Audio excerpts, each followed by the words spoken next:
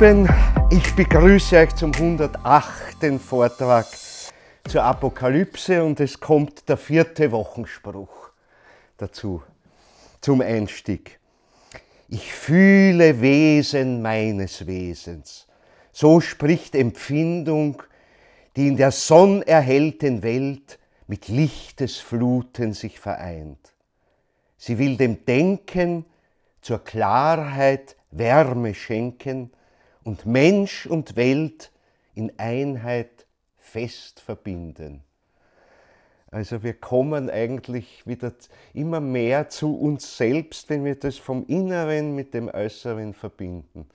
Nicht? Weil wir haben unser kleines Spiegelbild, erlebt man drinnen und unser wirkliches Ich ist eigentlich draußen. Es kommt uns aus der ganzen Welt entgegen. Und in gewisser Weise begegnen wir uns selbst in jeder Blume, in jedem Tier, in jedem Stern, den wir sehen. Alles hat was mit uns zu tun. Und es geht jetzt darum, das einfach auch mit dem Gemüt, mit dem Gefühl, mit der Wärme des Gefühls auch zu empfinden. Das ist ganz wesentlich.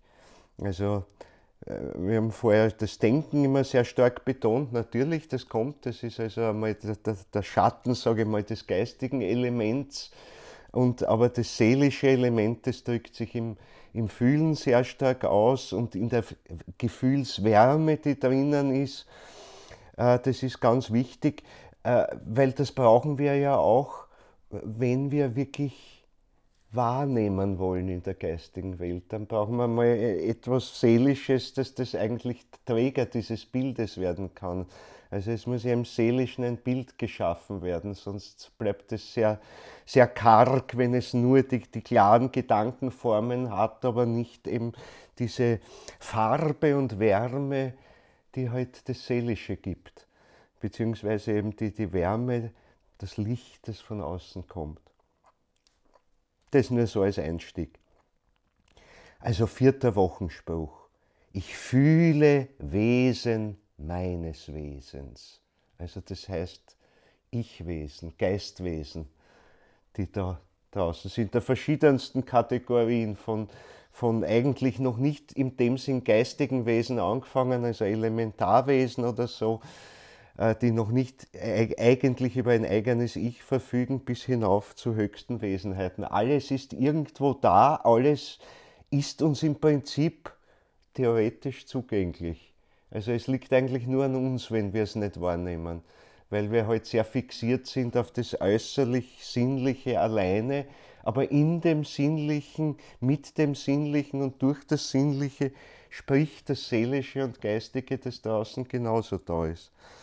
Ich meine, es ist natürlich das physisch-sinnliche, das bietet uns die Außenseite, das ist die unterste Schicht und die ist ganz wichtig für uns, um hier zu unserem freien Selbstbewusstsein zu kommen. Über das haben wir ja schon öfter gesprochen, dass das unsere Erde auszeichnet, dass wir hier gerade in der physischen Welt, die bis zum mineralischen Element heruntersteigt sogar, also nicht nur im wässrigen, luftigen oder Wärmeelement bleibt, sondern wirklich ganz bis ins Dichte hinuntergeht, das verhüllt uns zunächst einmal das seelisch-geistige, was außen ist, solange wir nicht die entsprechende seelisch-geistige Aktivität entwickeln, dann begegnet unser Seelisches, unser Geistiges dem Seelischen und Geistigen draußen.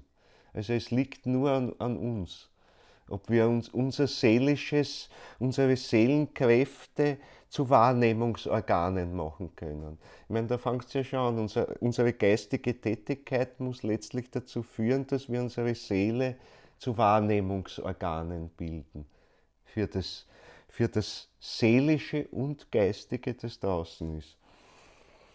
Und dann beginnt man zunächst einmal zu fühlen. Das ist das Erste, dass man einfach, auf Wienerisch würde man sagen, ein Gespür dafür bekommt, da ist noch mehr als die Außenseite, da berührt mich seelisch etwas in der Natur draußen, in anderen Wesen. Ich meine, beim Tier ist es relativ offensichtlich, dass mir schon was Seelisches begegnet. Bei einem Menschen vielleicht sogar habe ich eine Idee, dass mich was Geistiges berührt irgendwo oder mir nahe kommt. Kann aber oft auch sehr verschüttet sein. Also es ist oft die Frage, welches Geistige kommt mir da zum Beispiel entgegen? Ist es das Geistige, das wirklich individuell aus dem Menschen stammt, oder ist es das Viele, was er einfach im Zuge seines Lebens aufgesammelt, verschluckt hat und wieder ausspuckt sozusagen? Dann ist es auch ein Geistiges, aber nicht seines. Und das gilt es auch in jeder menschlichen Begegnung zu unterscheiden. Was ist wirklich die Individualität, was sagt die, und was ist halt die Zeitmeinung und die Bildung der Zeit und dergleichen. Das hat oft sehr wenig mit dem eigenen Geistigen zu tun. Und die Menschen sind aber oft sehr stolz auf das, was sie angehäuft haben. An dem, ja, natürlich, unsere Zeit verlangt das auch bis zu einem gewissen Grad, aber es wird sofort unheilvoll, wenn nicht das individuell Geistige auch drinnen ist. Und das, was von außen kommt, als das erkennt, was es ist, als eine Anregung vielleicht, als etwas, mit dem ich mich beschäftigen sollte in unserer Zeit, weil es uns umgibt, aber das deswegen noch lange nicht mehr Eigenes ist. Und die Aufgabe besteht darin, das alles in was Eigenes zu verwandeln. Das ist das Gebot der Stunde und das ist das Einzige, was uns vor der Finsternis retten kann in Wahrheit. Also alles dort, wo man nicht diese individuelle Kraft entwickelt, ist letztlich eine Kraft, die nach unten zieht. Das gilt bei allem. Selbst wenn uns das Schöpferischste von wem anderen entgegenkommt, wenn ich es mir nicht zu eigen mache, also mit den eigenen Kräften ergreife, dann ist es auf lange Perspektive gesehen ein Weg in den Abgrund hinein. Und da muss man wirklich aufpassen.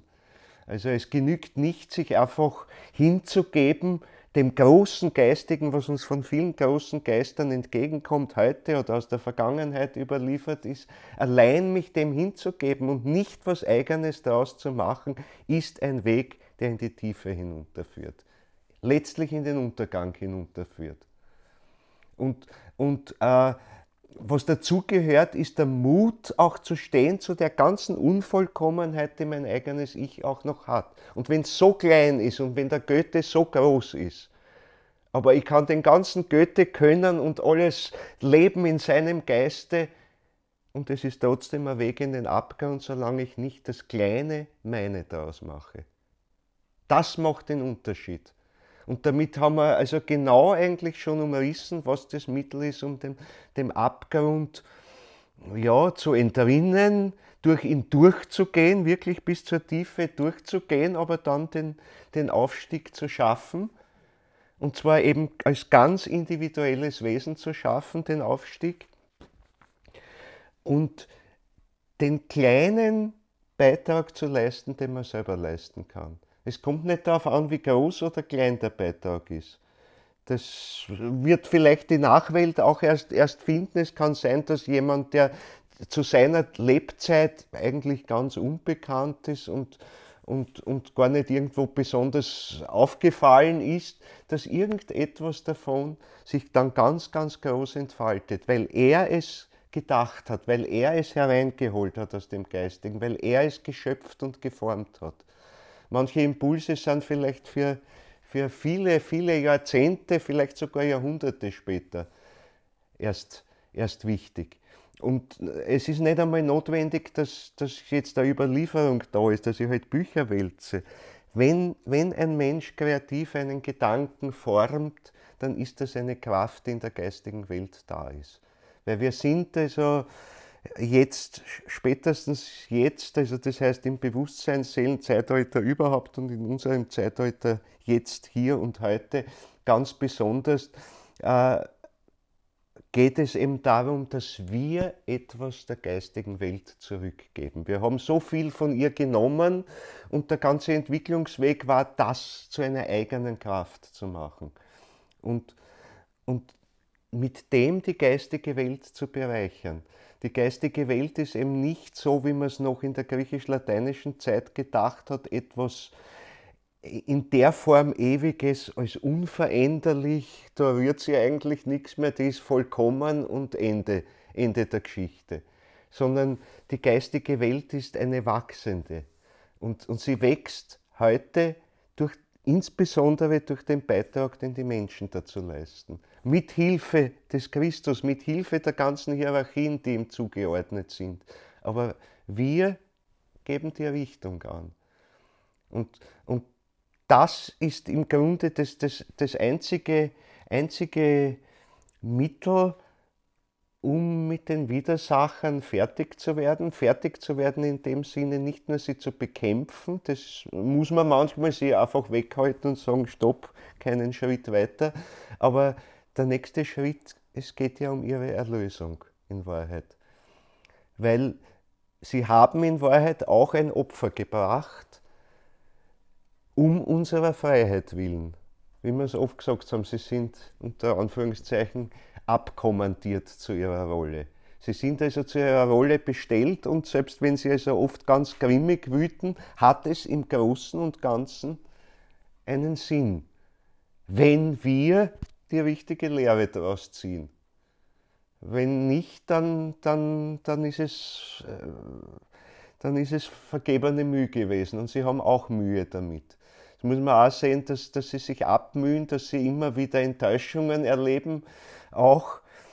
Und das ist ein hartes Schicksal, weil sie schmieden sozusagen auch Pläne, wenn man so will, oder haben ihre Intentionen und sie werden regelmäßig nicht erfüllt in Wahrheit. Regelmäßig nicht erfüllt. Das ist bei vielen, vielen Dingen. Also Rudolf Steiner beschreibt es so schön, wie das im Jahreslauf ist, wie im Frühjahr, wenn die arimanischen Kräfte beginnen zu erwachen und sie immer wieder also den Glauben haben, durch den Menschen könnten sie sich etwas aus der Seelenwelt errauben, was ihnen fehlt. Weil die arimanischen Mächte haben gerade bezüglich des Seelischen haben sie einen ziemlichen Mangel.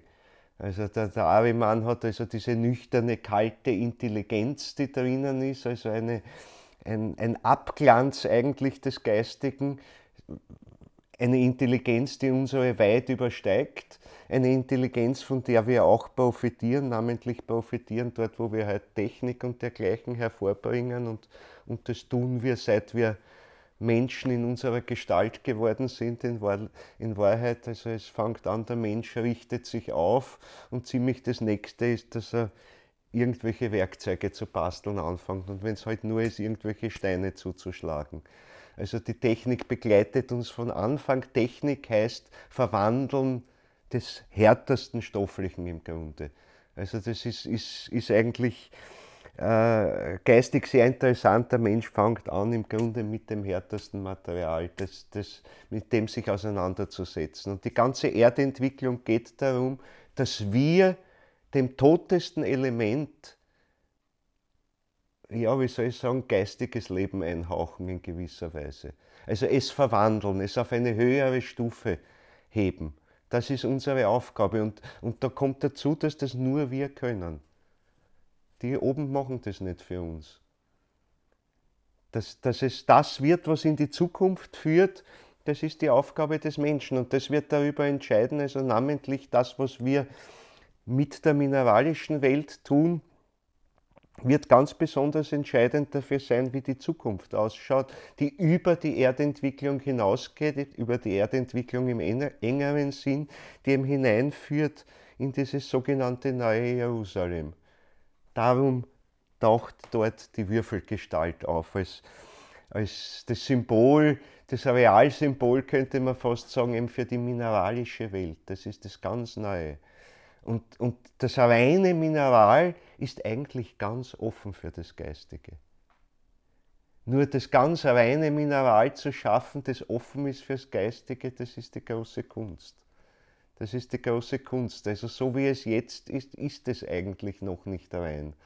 Und es hat vor allem noch nicht dieses neue Element drin, ein gewisses, wie soll ich sagen, Lebenselement, das dann hinüberführen wird auf den neuen Jupiter, auf den nächsten Zustand. Und wo dann eben auch etwas ist, was geworden ist aus unserer Mineralwelt, aber was einen ganz anderen Charakter hat als unsere jetzige Mineralwelt, wo es eben nicht etwas Totes ist, sondern wo die Grundlage der Natur etwas Lebendiges ist, für das Liebe das eigentliche Naturgesetz ist, das wichtigste Naturgesetz. Liebe heißt also die Beziehung zueinander. Und wo eines dem anderen gibt. Ich meine, es ist heute, natürlich gibt es auch eine gewisse Verbundenheit von allem mit allem, irgendwo das an, selbst die Physik irgendwo, aber das sind noch die alten Kräfte. Es kommt darauf an, dass es neue Kräfte sind. Und das wird eine ganz neue Dimension eröffnen auf dem neuen Jupiter. Eben darum gibt es jetzt Naturgesetze, die unheimlich weisheitsvoll sind. Die Physiker versuchen ein bisschen diese Weisheit zu entschlüsseln und die Biologen und die Naturforscher. Und wenn sie nur konsequent dranbleiben, entdecken sie etwas davon. Da können sie ganz materialistisch denken, sie entdecken trotzdem etwas. Weil es bleibt ihnen nichts anderes übrig, als entsprechende Gedanken zu bilden. Und die Natur fordert selbst, dass diese Gedanken lebendig werden. Wir sind jetzt in den Naturwissenschaften in einer sehr zwiespältigen Entwicklung drinnen. Einerseits geht alles immer mehr aufs Tote und in die technische Anwendung hinein. Auf der anderen Sicht wird auf vielen Gebieten heute erkannt, dass diese Gesetze aber nicht ausreichen, um die Natur, selbst wie sie jetzt ist, wirklich zu verstehen. Also sie zu reduzieren auf bloß tote physikalische Gesetzmäßigkeiten reicht nicht, weil die Welt nicht aus dem Toten entstanden ist, sondern in Wahrheit aus dem Geistigen kommt. Aus dem Geistigen formt sich als erstes etwas Seelisches. Ich glaube, ich habe das schon öfter erwähnt, die Schöpfungsgeschichte in der Bibel, auf das weist Rudolf Steiner auch ganz deutlich hin. Alles, was dort geschildert wird im ersten Kapitel der Genesis, hat nichts mit der physischen Welt zu tun, hat nicht einmal was zu tun mit der Ätherwelt, sondern es spielt sich in der Seelenwelt ab. Nirgends anders. Und wenn dort von Sonne, Mond und Sternen und so weiter die Rede ist, dann ist von den geistigen Kräften die Rede, die aber jetzt im Seelischen gestaltend wirken und die sich als geistig-seelische Wesen herausbilden. Also wenn von Sonne, von Mond und so weiter die Rede ist, also ganz am Ende des ersten Kapitels der Genesis, also am 6. Schöpfungstag im Grunde, zeichnet sich ab das Wärmeätherische irgendwo sich herausbildet. Und zuletzt, also am Ende der Adam, der geschaffen wird, ist ein wärmeätherisches Wesen. Also das ist das Dichteste von ihm, das Wärmeätherische. Und sonst eigentlich nichts. Das ist die Schilderung, die da drinnen ist. Die Schwierigkeit ist jetzt, man wird das bei Rudolf Steiner öfter finden, dass er dann sagt, aha, ja, aber die Schöpfungsgeschichte der Bibel beginnt etwa dort, wo Erde und Sonne sich zu trennen beginnen. Ja, man kann das natürlich auf verschiedensten Ebenen lesen. Eigentlich wird es dort geschildert auf der seelischen Ebene, weil das geht voraus. Und das geht voraus und erst viel später findet es auch im Physischen statt, im physisch-ätherischen, dass sich die Sonne und die Erde trennt. Das sind aber Bilder, die man zusammenschauen muss. Man kann sie halt unterschiedlich lesen. Man kann also die Schöpfungsgeschichte lesen auf der Ebene des Physischen, aber der Ursprung ist eigentlich, dass es im Seelischen sich abspielt. Und weil das, ja, die Ebene ist, wo die Schöpfung erstmals, wie soll ich sagen, nach außen tritt. Aus dem geistigen Bereich heraus nach außen tritt und so etwas wie eine Stofflichkeit hinterlässt, aber eine Stofflichkeit, die jetzt Seelenstofflichkeit ist.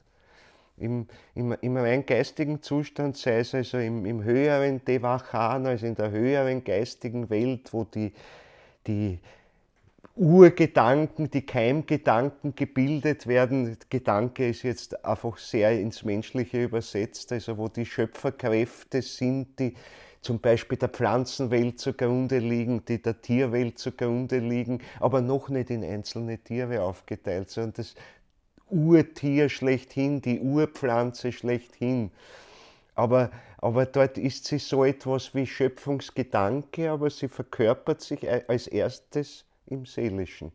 Und damit tritt die Schöpfung in gewisser Weise in etwas Äußerliches hinein. Das ist die erste Ebene.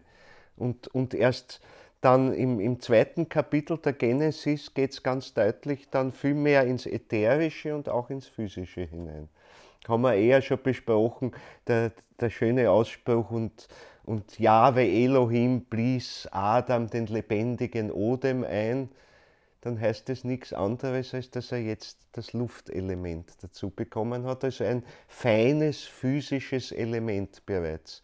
Also das heißt, er hat Wärmeäther, er kriegt dazu in dem Moment, wo das Luftelement als physisches im Grunde dazukommt, kriegt er den Lichtäther dazu und diese Dinge, aber das spielt sich eigentlich erst im zweiten Kapitel der Genesis ab.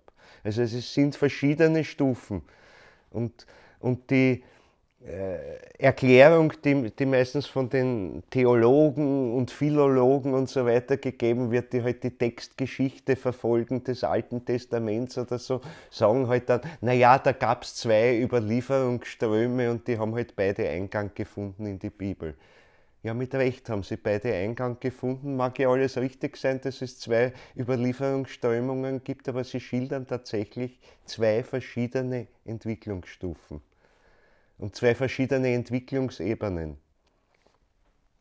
Also die Geschichte ist hochkompliziert im Grunde, aber wir sollten ein bisschen zumindest ein Gefühl dafür kriegen, weil wir sollten mit vorbereiten, wie es in der Zukunft weitergeht. Und da wird es nicht weniger kompliziert zugehen, sondern wesentlich komplizierter in einer gewissen Weise. In einer gewissen Weise komplizierter im Sinne von vielfältiger. Der Weg also der ganzen Erdentwicklung mit all den kosmischen Vorstufen, die es gab, alter Saturn, alte Sonne, alter Mond und dann Erde, ist ein Weg zu immer größerem Gestaltungsreichtum. Und das wird in gewisser Weise weitergehen, sodass das wirklich in der Natur auch bereits also immer mehr von diesem schöpferischen Element drinnen ist und dass immer mehr Reichtum in einer gewissen Weise kommt. Das kann auch wieder vergehen und Ding, aber es ist viel mehr Dynamik drinnen. Man kann sagen, bis zum alten Mond hin, also der kosmischen Vorläuferstufe unserer Erde, ist es in gewisser Weise der Weg hin zu einem komplett weisheitsvoll geordneten Kosmos. Das ist eine Vollendungsstufe in gewisser Weise. Also in seiner Art ist der alte Mond am Ende, wenn er im Grunde dann wieder verschwindet aus dem äußeren Dasein heraus und sich wieder ganz ins Geistige zurückzieht, ist in Wahrheit eine vollendete Welt geschaffen. Und diese Weisheit kommt herüber. Aus dieser Weisheit schöpfen die alten Religionen, aus dieser Weisheit schöpft die griechische Philosophie, also die in der griechisch-lateinischen Zeit entsteht, aber in ähnlicher Art auch in Indien und an anderen Orten der Welt entsteht. Und die ist ganz orientiert an dieser vollendeten Weisheit. Und daher kommt das Bild hinein, die Weisheit, das Geistige, das Ewige ist das Unveränderliche. Weil das Vollkommene ist eben vollkommen und eine Steigerung darüber hinaus gibt es nicht. Entweder ist es noch nicht ganz vollkommen, es gibt noch was Höheres, oder es ist vollkommen, dann bewegt sich im Grunde nichts mehr, dann ist es das gewesen. Und aber trotzdem an dem Bild hinkt das ganze griechisch-lateinische Zeit bis ins Mittelalter hinein. Und nachwirkend immer noch bis in unsere Neuzeit hinein, selbst die ersten Philosophen der Neuzeit oder so, fast im Grunde bis ins 19. Jahrhundert hinein, hängen an dem Ideal einer vollkommenen Welt. Beim Leibniz ist ja ein bisschen die beste aller möglichen Welten. Weil es ist dann immer, dann taucht da immer wieder auf, ja, wie kann denn der liebe Gott, der ja selber der Inbegriff des Vollkommenen ist, wie kann er eine unvollkommene Welt schaffen? Weil da das Böse drinnen ist, ist doch irgendwas unvollkommen drinnen. Das ist der Stachel, der eben auch gerade im Mittelalter immer stärker herauskommt. Das, bei einem Platon oder was in der Philosophie, ja, man findet schon das Böse irgendwo drin, aber es ist ganz klar, dass das so der letzte Makel noch ist und der wird überwunden werden durch das Gute. Und das Vollkommene wird sich geltend machen, es ist halt noch der letzte Schritt oder irgendwo. Aber es ist der letzte Schritt dieser Art von Entwicklung und es geht was ganz Neues. Es geht was ganz Neues an. Und es entsteht im Grunde zunächst einmal mit dem Menschen ein Wesen, durch das eine neue Art von Schöpfung entsteht. Eine Schöpfung, die das Streben nach dem Vollkommenen hat, aber aus unzähligen einzelnen Individuen heraus. Aus unzähligen einzelnen Individuen heraus. Und ich weiß nicht, wie weit man das überhaupt denken muss. Wenn man sich nämlich den ganzen großen Kosmos anschaut, der zur Verfügung steht und wo überall geistige Wesen sind. Höchste Hierarchien sind, der fast unermesslich groß ist, der Billiarden von Sternen hat. Was heißt Billiarden von Sternen? Billiarden von Sternensystemen, wie unsere Milchstraße sind. Ich meine, es ist schwer, das wirklich genau abzuzählen, man kann es nur schätzen, aber die Schätzungen liegen bei vielen Billiarden Sternensystemen. Und davon hat jede 100, 500, 600 Milliarden Sonnensterne. Und jeder Stern ist eine Kolonie geistiger Wesenheiten vom Range der Elohim, Range der Geister der Bewegung, Geister der Weisheit, die gibt es dort überall. Und jedes dieser Systeme hat aber auch untergeordnete Wesenheiten, also das heißt Engelwesenheiten, Erzengelwesenheiten, Urengelwesenheiten, wenn wir es jetzt mit unseren Begriffen bezeichnen. Und der Schritt, sage ich mal, der im 20. Jahrhundert namentlich gemacht wurde und jetzt im 21. Jahrhundert noch größer geworden ist, ich meine, ist die Folge des Umbruchs, der mit der Neuzeit begonnen hat, zu sehen, die Erde ist und unser ganzes Sonnensystem ist nicht so einfach nur das Zentrum der Welt, sondern es gibt unzählige Zentren draußen. Unzählige Zentren draußen. Also bereits die Welt, die jetzt da ist, dass wir als Menschen entstehen konnten, braucht diesen Reichtum. Und die große Frage ist, was spielt sich dort überall ab?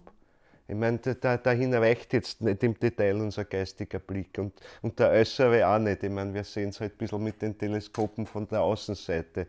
Da sehen wir aber das Wichtigste nicht.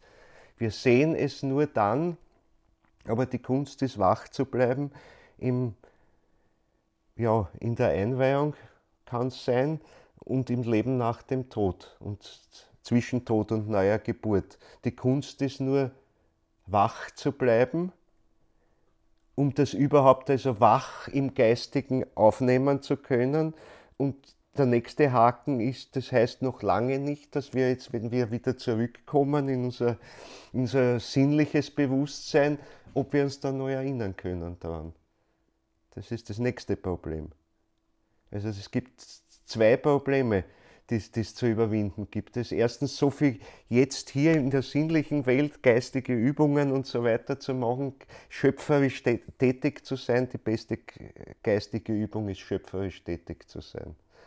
Das ist die wirkliche. Und alle Meditationsübungen und sonstiges dienen eigentlich dazu, diese Kraft zu, zu stärken, zu schärfen, bewusster zu machen, sie bewusster Hand zu haben. Aber jeder Meditationsprozess ist ein künstlerischer Prozess in Wahrheit. Und daher auch ganz individuell zu machen. Man kann einmal eine Anregung geben mit bestimmten Texten oder mit bestimmten symbolischen Bildern oder so, aber interessant wird es dadurch, was mache ich mit dem Bild geistig? Wie führe ich das schöpferisch weiter? Nur zu sagen, alle machen jetzt Rosenkreuz-Meditation und alle machen es genau gleich. Dann reicht es noch nicht. Wie ist man denn individuell am besten schöpferisch tätig? Tja, Gibt es da ein Rezept? na, es gibt ein Rezept, wirklich im Künstlerischen tätig zu werden. In irgendeiner Form, es ist wurscht was. Es kommt nicht darauf an, wie vollkommen es ist. Ich meine, ich kann mich erinnern an einen Roman, ich weiß nicht, ist er von Werner Bergengrün oder wen, Der arme Spielmann heißt es. Nein, er ist nicht von Bergengrün, ich irre mich immer, es ist wurscht. Und der hat nichts, der hat eine alte Laute und die hat nur eine einzige Seite, weil die ist einfach kaputt. Und eigentlich ist er ein Sandler, würde man sagen heute. Also er sitzt irgendwo und zupft auf seiner einen Seite. Sein ganzes Leben lang oder halt Ding. Und der kann künstlerisch tätig sein. Es kommt nicht darauf an, dass das jetzt dass er der Star-Komponist ist oder sonst was und der jetzt die Generationen überdauert. Aber seine individuelle Auseinandersetzung mit der Musik, wie klein sie auch sein mag, wie komisch es vielleicht für die Ohren draußen klingt, das ist es nicht. Ich meine, die fertige große Symphonie ist sicher, kann Anregung für viel mehr Menschen sein, aber der neue Beitrag, den bringt der Kleine genauso. Den bringt der genauso. Es geht nur darum, es zu tun. Es geht nur darum, einfach diesen Sprung zu wagen ins Nichts hinein. Zu sagen, ich will das tun und ich habe keine Ahnung, wie es gehen wird. Ich weiß es nicht. Im Schöpferischen weiß ich vorher nichts. Ich beginne es zu erkennen im Moment, wo ich es tue. Wenn ich wach genug bin, dann kann ich im Moment des Tuns erkennen, was ist denn das eigentlich, was ich da tue. Aber vorher habe ich keine Ahnung, ich muss es tun. Und das ist das, was mit der Meditation gemeinsam ist. Ich muss sie tun, ich muss sie sozusagen, auch wenn ich sie überliefert bekommen habe, aber damit ich sie tun kann, muss ich sie neu erfinden im Grunde. Und wenn es zu 99,99% identisch mit der Vorgabe ist. Die Vorgabe ist nur notwendig, dass eine bestimmte Richtung ich gelenkt werde. Da kann man Anregung geben. Aber das Entscheidende ist, was mache ich daraus? Das ist bei allem das Entscheidende heute, im Kleinen wie im Großen. Und man kann überall anfangen, man kann mit Farben umbauen oder zeichnen, egal. Es kommt nicht darauf an, wie professionell das wird, wie vollkommen es ist und ob es irgendwann einmal jetzt an die Wand hängt. Aber zu versuchen, das eigene seelisch-geistige, in dem aber das große geistige, seelische in der Welt ja lebt. Also wir haben darin dieselbe Vollmacht, die ich von meinem Vater empfangen habe. Die soll dem Menschen zu eigen sein. So heißt es in der Apokalypse, der genialste Satz drinnen. Und der oft in Übersetzungen so entstellt ist, dass man gar nicht das Entscheidende merkt drinnen. Also das ist wirklich in der Übersetzung genial ausgedrückt. Da kommt nämlich genau das heraus, um was es geht. Und also die Vollkommenheit macht es nicht aus, sondern dieser neue Funke und den Zugang dazu haben wir. Und da brauche ich nicht, es gibt eben einfach kein Rezept dafür, wie mache ich das. Das Entscheidende ist, dass es kein Rezept gibt in Wahrheit. Natürlich, ich kann eine bestimmte Meditation, einen Text, ein Symbol oder was vorgeben, aber es ist nur die Anregung dazu. Es ist nur die Anregung, die brauchen wir natürlich, das ist ganz wichtig, daher soll man nicht einfach jetzt blind irgendwo anfangen. Darum gibt es eine Ordnung in den Übungen von Menschen, die Erfahrungen haben, aber es muss einem bewusst sein, dass das Entscheidende, auf das dann wirklich ankommt, mit der Hilfe, die ich habe, die mich einmal auf einen Weg gesetzt hat. Aber dass ich dann dort den einen Schritt wage ins unbekannte Gelände, ins völlig unbekannte Gelände. Ich gehe einen Weg, folge dem, lerne dabei auf dem Weg, aber dann der eine Schritt über die Grenze hinaus, wo noch niemand war. Wo noch niemand war. Niemand. Kein einziges geistiges Wesen, nicht nur kein Mensch, sondern auch niemand von den Hierarchien oben. Niemand. Niemand. Das ist das Neue, was dann in die geistige Welt kommt. Und das wird Bestandteil der geistigen Welt, wird wirkende Kraft in der geistigen Welt. Und es ist also keine Frage des, wie soll ich sagen, des Rezepts, das man dafür geben könnte, sondern es ist ausschließlich eine Frage des Mutes. Des Mutes, sich vollkommen auf das Nichts einzulassen. Und dieses Nichts hat halt was sehr, sehr, sehr Zweischneidiges. Das Nichts kann sein, ich falle in die Vernichtung hinein oder gehe in eine ganz andere Welt hinein, wie die Welt der Sorvatwesen. Oder ich gehe in das Nichts hinein und schaffe etwas Neues daraus. Es ist ja ganz sprechend, dass, wenn man das jetzt bildhaft so ausdrücken will, der Ort, wo sich der Christus aufhält und der Ort, wo die Quelle der soratischen Wesenheiten ist ein und dieselbe, ist der ein und derselbe Ort. Halt oft als Mittelpunkt der Erde ausgedrückt, man darf das aber bitte nicht zu äußerlich pressen, aber das Bild ist richtig, also genau dort. Und genau da ist einmal eine Weichenstellung drinnen. Sozusagen, wenn ich da in das Nichts hinein springe, ja, wenn ich den Mut, das heißt meine Ich-Kraft ist Mutkraft eigentlich. Mut, nämlich den Mut, ganz alleine mich auf mich selbst zu stellen. Im Vertrauen, dass in dem Ich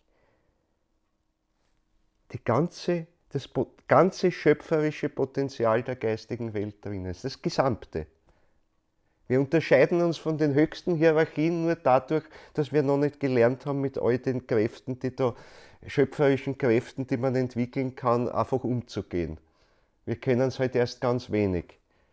Und wir können es jetzt eigentlich ansatzweise in einem, dass wir unser Seelisches nicht nur umschaffen, aber umschaffen in dem Sinn, dass wir wirklich altes Seelisches, das wir aus der Vergangenheit als Erbschaft mitbekommen haben, das vielleicht auch, was heißt vielleicht, mit Sicherheit von den Widersachern beeinträchtigt wurde, wo der Luzifer sich ausgetobt hat drinnen, also wo wir jetzt ein Seelisches haben, das ein Mischmasch ist von gutem Erbe und verdorbenem Erbe und wo wir sowohl das gute Erbe als auch natürlich ganz besonders das schlechte Erbe, also das Verdorbene, ins Nichts hinein auflösen und neu erschaffen. In völlig individualisierter Form.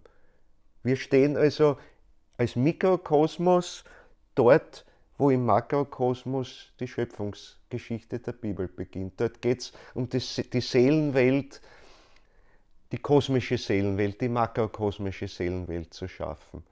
Und bei uns geht es im Kleinen drin, bei jedem schöpferischen Impuls ein bisschen zu arbeiten an unserem seelischen Mikrokosmos, unserem ganz Unverwechselbaren. Dann sind wir auf dem Weg, wirkliches Geist selbst zu schaffen. Und zwar ein Geist selbst, das noch eine andere Qualität hat als das Geist selbst, über das beispielsweise die Engel verfügen. Also das sind die Wesenheiten, die über uns stehen, die haben ein Ich, ein anders geartetes Ich als wir, sie haben einen Geist selbst, das aber auch anders geartet ist als unseres. Weil sowohl in dem Ich als in dem Geist selbst die Freiheit nicht drinnen ist, die der Mensch hat. Und die daher angewiesen sind darauf, dass von der Spitze, von der Trinität heraus sozusagen der Schöpfungsimpuls fließt und sie können ihn aufgreifen und dann in einer bestimmten Richtung weiterführen. Aber bei uns ist das alles im Ich drinnen. Das Ich ist der Kernpunkt, der und es ist eigentlich dasselbe Tor, aber es entscheidet, welche Kraft wir entwickeln. Ist es das Tor in die Welt der sarvatischen Wesenheiten oder ist es das, was einen neuen Kosmos schafft?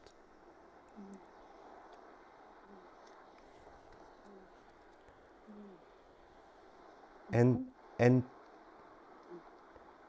bisschen rauscht da etwas im Hintergrund. Ich sag's nur. Vielleicht müsste mein Mikro wieder schließen.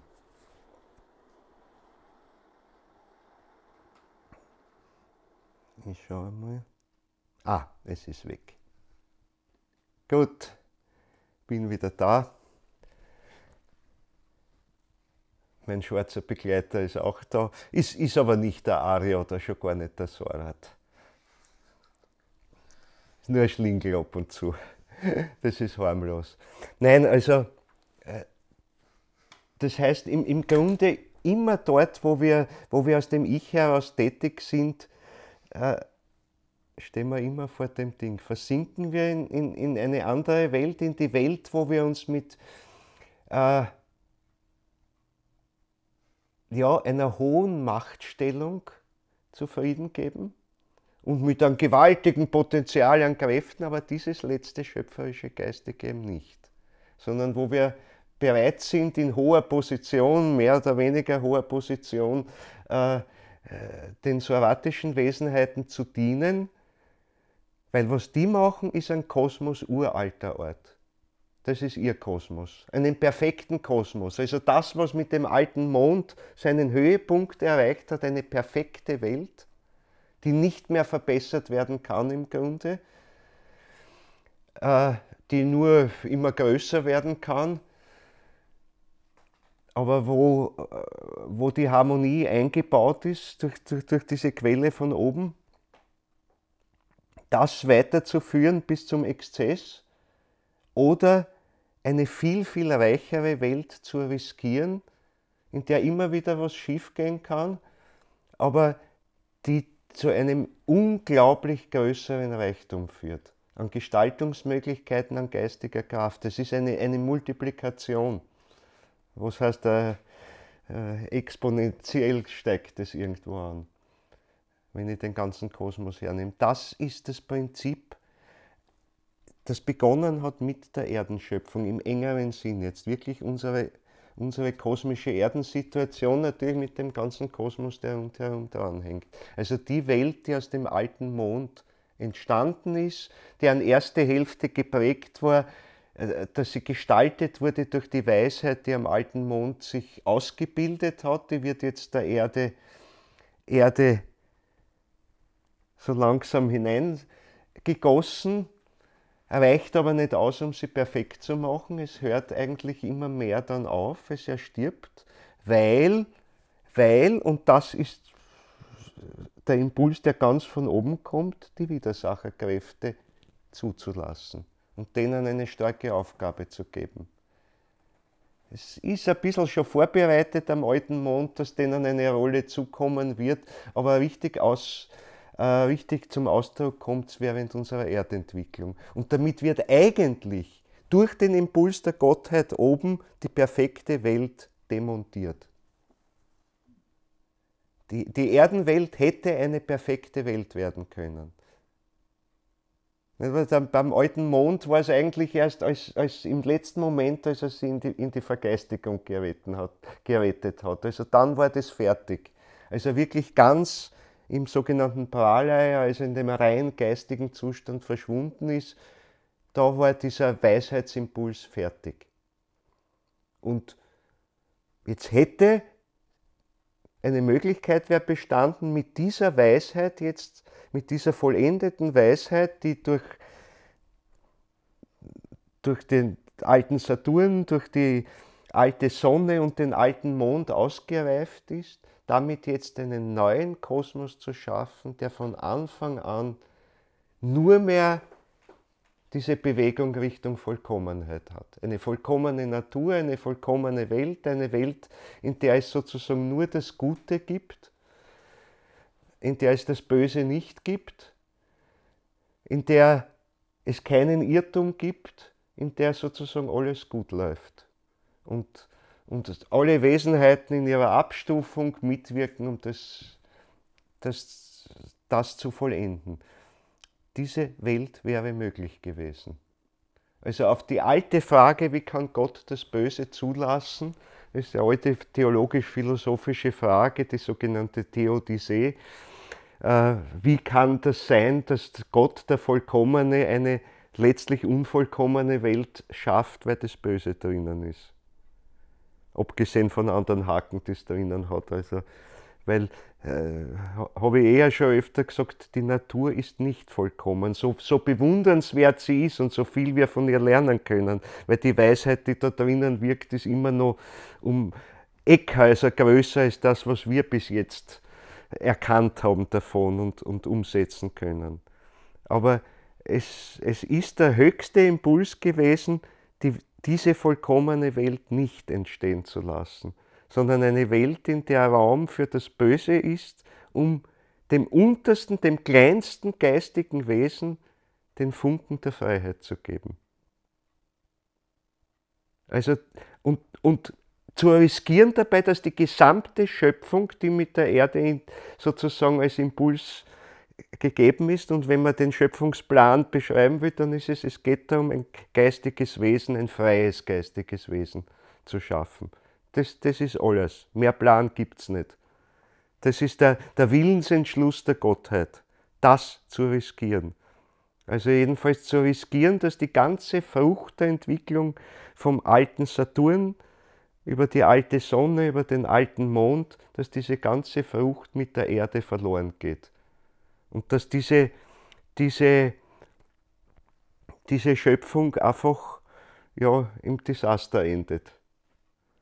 Weil nur wenn sie im völligen Desaster enden kann, ist die Freiheit möglich.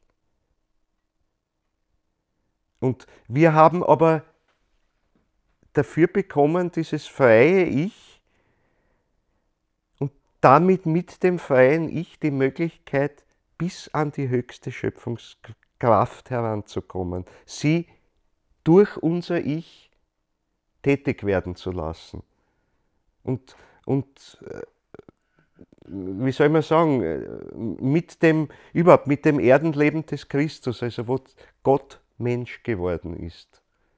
Er ist es geworden aus dem Grund, dass der Mensch Gott werden soll, aber in einer Vielzahl. Und das ist diese gewaltige Multiplikation oder exponentielle Steigerung, die drinnen ist. Also man kann so gesehen das, was jetzt mit der Erdentwicklung und vor allem was dann folgen wird, nicht vergleichen mit dem, was früher war. Es ist ein unendlich größerer Reichtum möglich.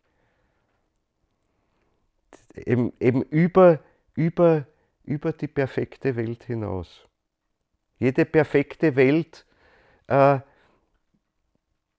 können nach dem immer streben, keine Frage, aber der Punkt ist, es gibt unerschöpflich viele Welten, die auf dem Weg zur Perfektion sein können, und bevor sie es erreichen, schaffen wir es wieder um. Das wird die Zukunft sein. Oder sagen wir so, wenn wir das Ziel erreicht haben, dann geht die nächste Schöpfung los. Und das ist wirklich neue Gedanke, der aber wirklich auftaucht jetzt in der Neuzeit, dass er auch da und dort den Menschen bewusst wird. Also sogar bis zu einem gewissen Grad den Theologen, die ja eigentlich immer sehr streng gehalten an dem alten Bild, weil die Theologie kommt eben einfach aus dem griechisch-lateinischen Denken heraus und da ist genau dieses ein fertiger, perfekter Plan und nach dem entwickelt sich die ganze Welt und wenn es schon jetzt nicht perfekt ist, die Welt, dann zumindest am Ende ist sie perfekt. Und so soll es dann bitte in alle Ewigkeit bleiben. Nein, nein, das Ziel ist eigentlich immer wieder umzuschöpfen. Ein perfektes Kunstwerk ist nur die Aufforderung, ein anderes zu machen, das nicht perfekter ist, aber auch perfekt ist in seiner Art, aber völlig anders ist. Und wie gesagt, unsere ganze kosmische Welt, wenn man hinausschaut, da wirklich darum einfach dieses Wunder hinaufzuschauen, schon mit freiem Auge auf den Sternenhimmel. Zu sehen, wie viele Welten es da gibt und überall werden neue Variationen ausprobiert in einer gewissen Weise. Weil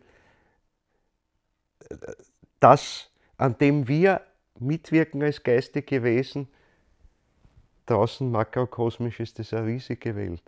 Und was wir tun, hat einen Einfluss darauf. Wir gehen ja durch, jede Nacht, zumindest im Bild durch und im Leben zwischen Tod und neuer Geburt gehen wir geistig ganz real durch, begegnen vielen, vielen geistigen Wesenheiten, die da draußen sind, auch wieder ganz individuell. Jeder Mensch begegnet den geistigen Wesenheiten, mit denen er eine ganz besondere Beziehung hat. Es gibt vielleicht gewisse Begegnungen, die wir mit allen teilen, aber wenn man es genauer betrachtet, begegnen wir dann ganz bestimmten Wesenheiten, mit denen wir eine starke geistige Beziehung haben, in dem Sinn, dass wir Impulse ihnen geben und von ihnen nehmen, wo der Austausch da ist. Und mit diesen Kräften gestärkt kommen wir wieder herein und dann kommt ein schöpferischer Impuls heraus. Wir haben das Potenzial, also wir haben ein riesiges Marschgepäck, holen wir uns da jedes Mal, wenn wir hereinkommen. Und wir bereiten uns im Erdenleben halt vor, eigentlich in Wahrheit, auch wenn wir es nicht wissen und gar nicht bewusst anstreben. Dann ist halt das Schicksal, hilft halt dann mit. Das stößt uns eigentlich immer dorthin, wo wir den nächsten Schritt machen können, wo wir vor Situationen stehen, okay, ich weiß jetzt nicht weiter, keine Ahnung. Es gibt kein Rezept, wie ich das lösen kann und dann löst man es manchmal doch. Weil ein schöpferischer Impuls ist und das Unmögliche möglich wird. Wunderschön der Ausspruch im Faust Teil 2 von der Manto, wenn der Faust dann mit ihr in die Unterwelt hinabsteigt, so mitten in der klassischen Walpurgisnacht, so irgendwann verschwindet ja der Faust. Oben geht es weiter und alles Mögliche, aber der Faust geht mit der Manto, mit der Seherin hinunter in die Unterwelt und sagt, den lieb ich, der Unmögliches begehrt. Das ist das Wesen des Ich. Das Unmögliche möglich zu machen. Dass nach alledem, was aus der Vergangenheit kommt, unmöglich ist. Und den neuen Einschlag zu geben. Im ganz, ganz Kleinen. Das ist der Ich-Impuls. Aber bitte denkt jetzt nicht an, ach, was muss ich denn jetzt für ein Riesenkunstwerk schaffen oder sonst was. Ich meine, am wichtigsten ist es, diesen neuen Impuls, vor allem im Seelischen, wir können es ja eigentlich nur im Seelischen und aus dem Seelischen fließt es halt dann von mir aus bis in die Malkunst oder in die Gesangkunst oder sonst wo hinein, aber entwickeln tun wir den Impuls, indem wir schöpferisch im Seelischen einmal werden.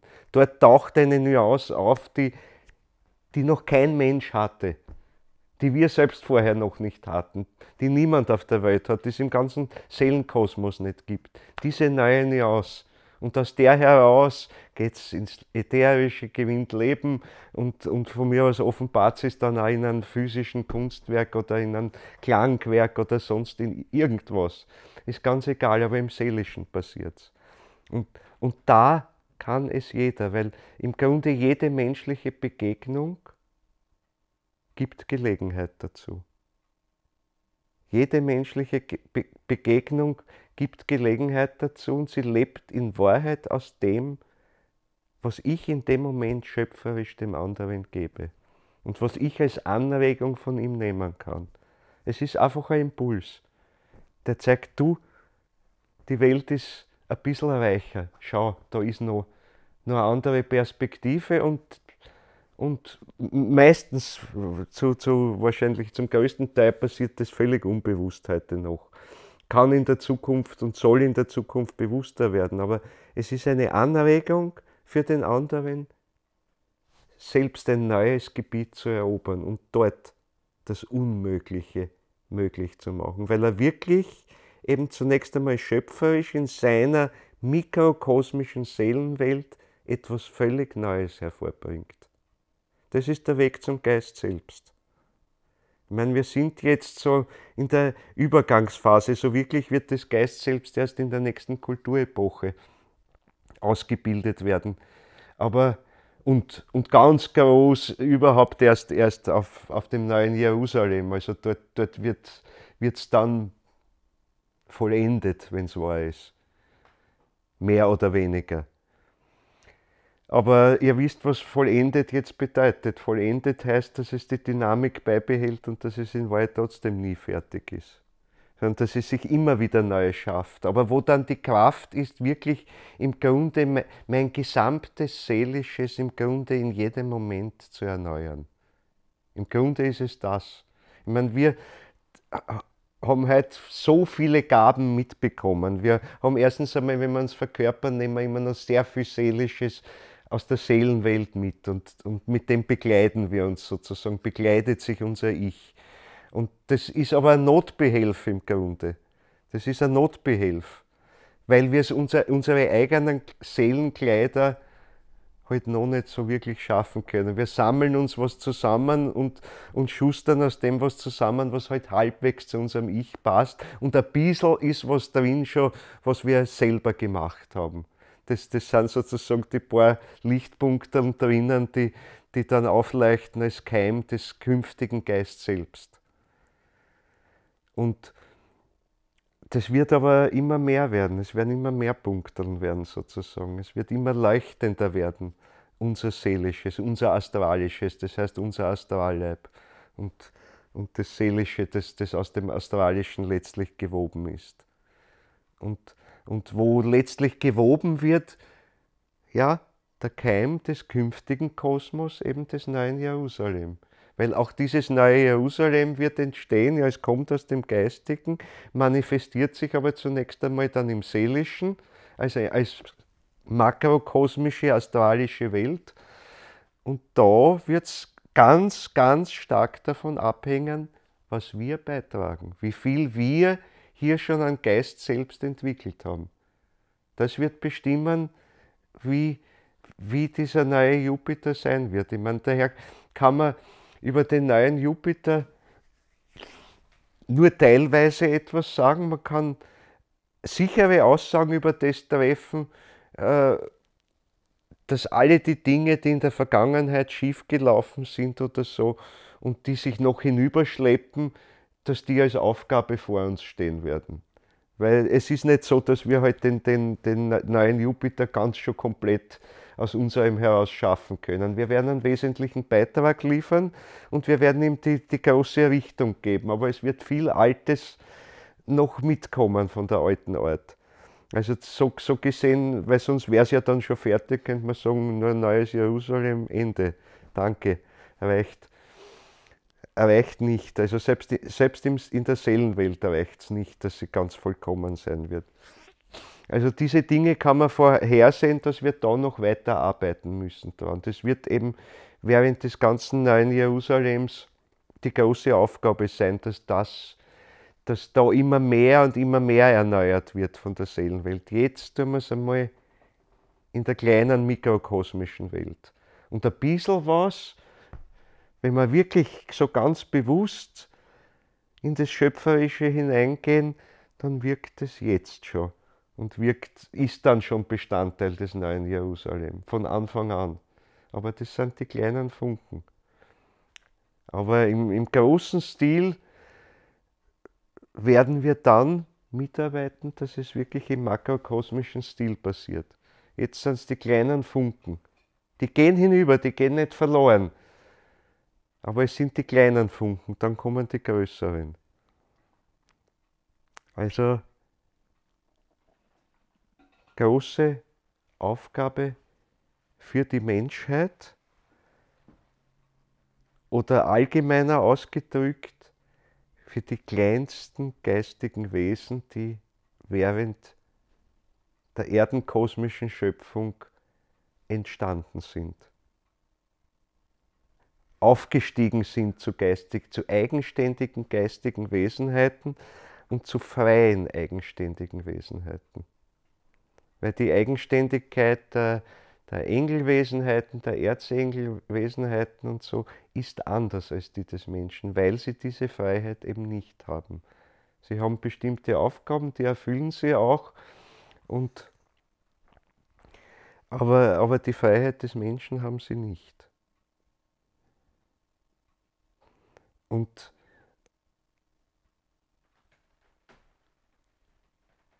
versucht es einfach einmal durchzudenken, weil das ist, was ich jetzt da ausspreche, ist eigentlich sehr radikal im Grunde. Es ist eigentlich ganz radikal, weil es heißt, wir können uns nicht verlassen darauf, der liebe Gott wird es schon richten.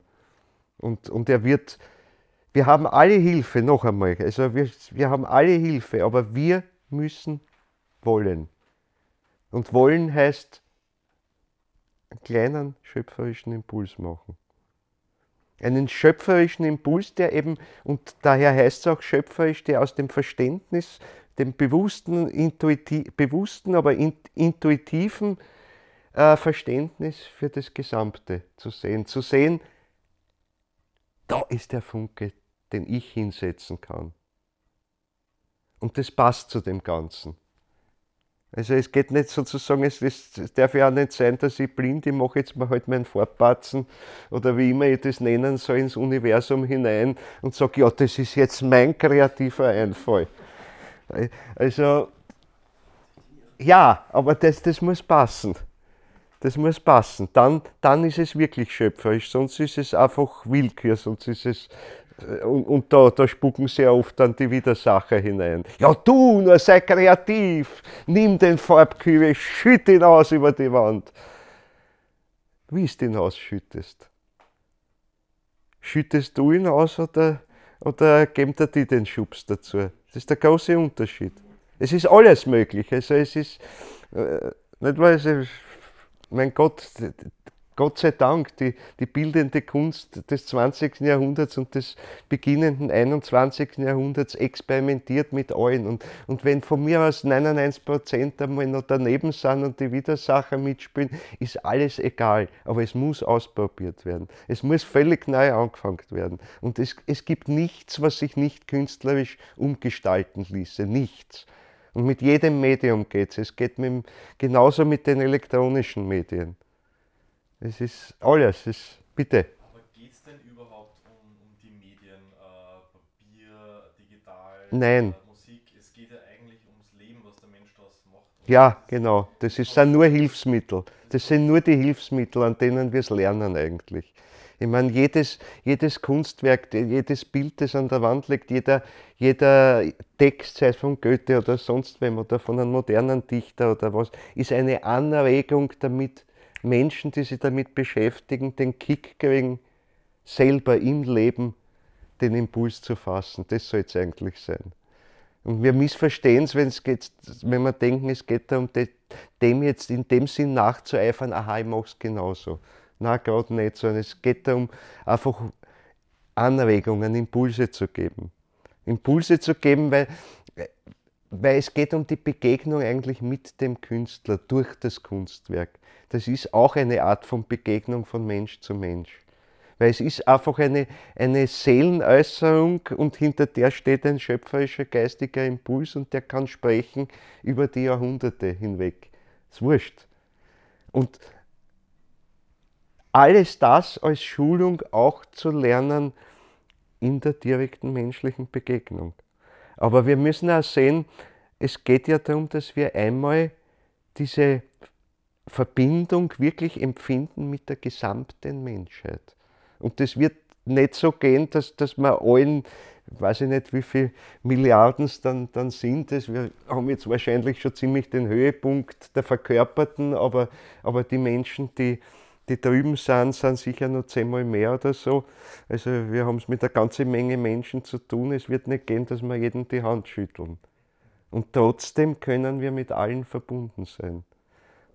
Und das heißt, wir werden lernen müssen, diese geistige Begegnung von Mensch zu Mensch, von Mensch zu Menschheit.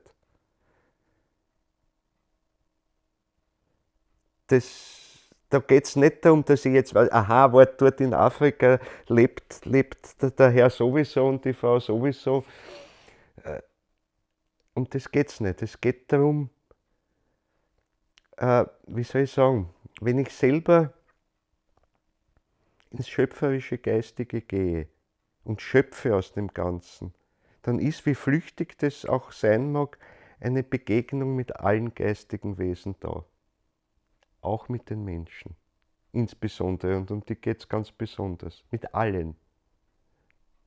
Mit allen. Es hängt zusammen.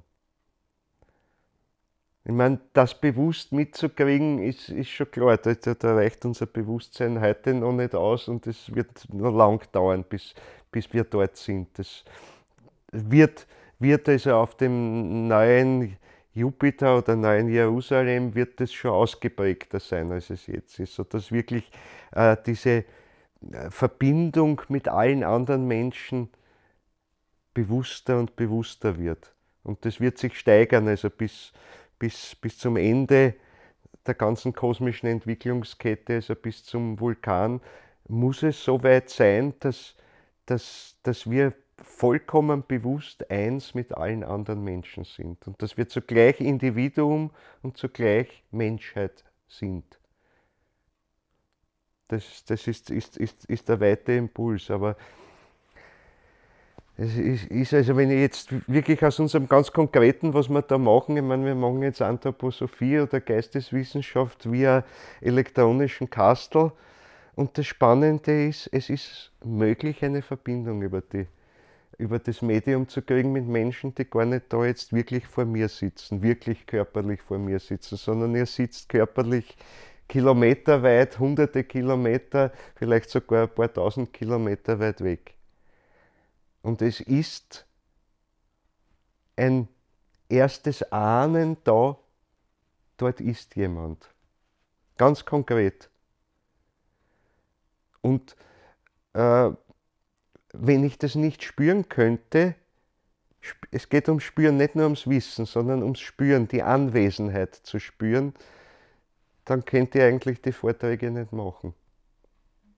Also es würde ganz anders jedenfalls laufen und viel beschränkter sein, wenn ich angenommen das jetzt für meine Kamera spreche und dort reinspreche, könnte man ja genauso da hersetzen und für die Kamera sprechen und auch irgendwas über die Apokalypse erzählen, aber dann seid ihr nicht dabei. Im Entstehungsprozess nämlich. Und im Entstehungsprozess ist jeder, der dabei ist, egal ob er jetzt vor mir da wirklich im Zimmer sitzt oder ihr, die irgendwo sitzt, an einem anderen Ende der Welt von mir aus sitzt, aber wir sind gemeinsam dabei und wir tun es gemeinsam. Und jetzt bin ich halt gerade einmal das Sprachrohr, aber der halt etwas ausspricht, was aber durch uns alle gemeinsam hereinkommt. Das ist nicht einfach nur, das kommt jetzt bei ihm rein, weiß ich nicht. Habe ich undichtes Dach da oben, was reinkommt, keine Ahnung. Nein, es kommt durch die Gemeinschaft herein. Und das Spannende ist ja, je mehr und je individueller und einzigartiger das Ich ist, indem es halt immer mehr Mut bekommt, wirklich aus dem Nichts heraus sich immer bewusster selbst in jedem Augenblick neu zu erschaffen, weil im Grunde das Ich besteht darin, sich ununterbrochen neu zu schaffen. Also wenn wer fragt, wie wie wäre ich schöpferisch, dann sage ich mal, du bist es dauernd, weil sonst warst du kein Ich-Wesen. Weil das Ich schafft sich ununterbrochen selbst.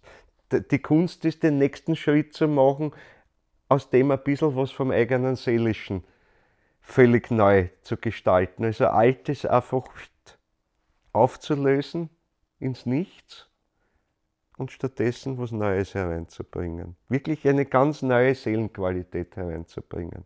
Das ist der schwierigere Schritt, das müssen wir lernen, aber beim Ich ist es das Selbstverständlichste der Welt.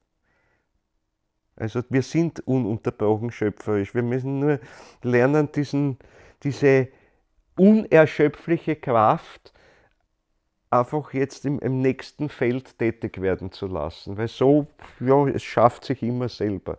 Solange es sich nur immer selber schafft, dieses, ja, das Ich, das irgendwo in der höchsten geistigen Welt schwebt und weiß ich nicht, am St. Nimmerleinstag wartet. Weiterentwickeln kann es sich dadurch, dass es jetzt tätig wird. Sich selbst schaffen, das kann es schon. Das ist das Wesen des Ich. Aber der entscheidende Schritt ist, wie kann es schöpferisch nach außen hin werden. Sich selbst schaffen ist eines, aber es geht darum, die Welt zu schaffen, weiter zu schaffen. Letztlich irgendwann einmal so weit zu sein, ganze Welten schaffen zu können, ja sogar Wesen schaffen zu können. Ich meine, tun wir eh schon jetzt ein bisschen. Wir schaffen ununterbrochen Elementarwesen zum Beispiel. Mit jedem Gedanken, den wir fassen, schaffen wir Elementarwesen. Es ist halt die Frage, wie, ob das mit alten Kräften ist, ob die Widersacher mitwirken dabei oder ob wir wirklich einen Gedanken zum Beispiel oder im Seelischen, das heißt im Gemüthaften, im Gefühl etwas erschaffen, was ganz neu ist. Dann schaffen wir eine ganze Kolonie von Elementarwesen, die beständiger sind, weniger beständig sind. Elementarwesen können oft sehr schnell wieder in die elementarische Welt zerfließen. Die sind nicht so konturiert und so dauerhaft. Kommt halt darauf an, wenn es irgendein großer Gedanke ist, den wir bilden, dann ist es ein Gedankenwesen, das über lange Zeit fortwirkt und andere Menschen inspirieren kann. Es ist nicht immer gleich jetzt von, was ich, der Urengel oder noch irgendwas Höheres, was mich inspiriert, da helfen schon die Elementarwesen mit. Und es passiert sehr viel dadurch, dass Menschen schöpferische Gedanken bilden, verbunden hoffentlich mit seelischem Erleben dabei, also nicht nur nüchtern was konstruieren, dann ist es eigentlich gar nicht schöpferisch, sondern wo aus dem Geistigen, Gedanklichen, seelisch etwas ausgeformt wird und das ein Elementarwesen bildet und das geht in die Welt über und ist vorhanden, kann andere Menschen inspirieren. Da fängt schon an und das steigt ja dann auch höher hinauf, wie auch immer. Also da gibt's viele Wege und viele Möglichkeiten. Aber wir tun etwas und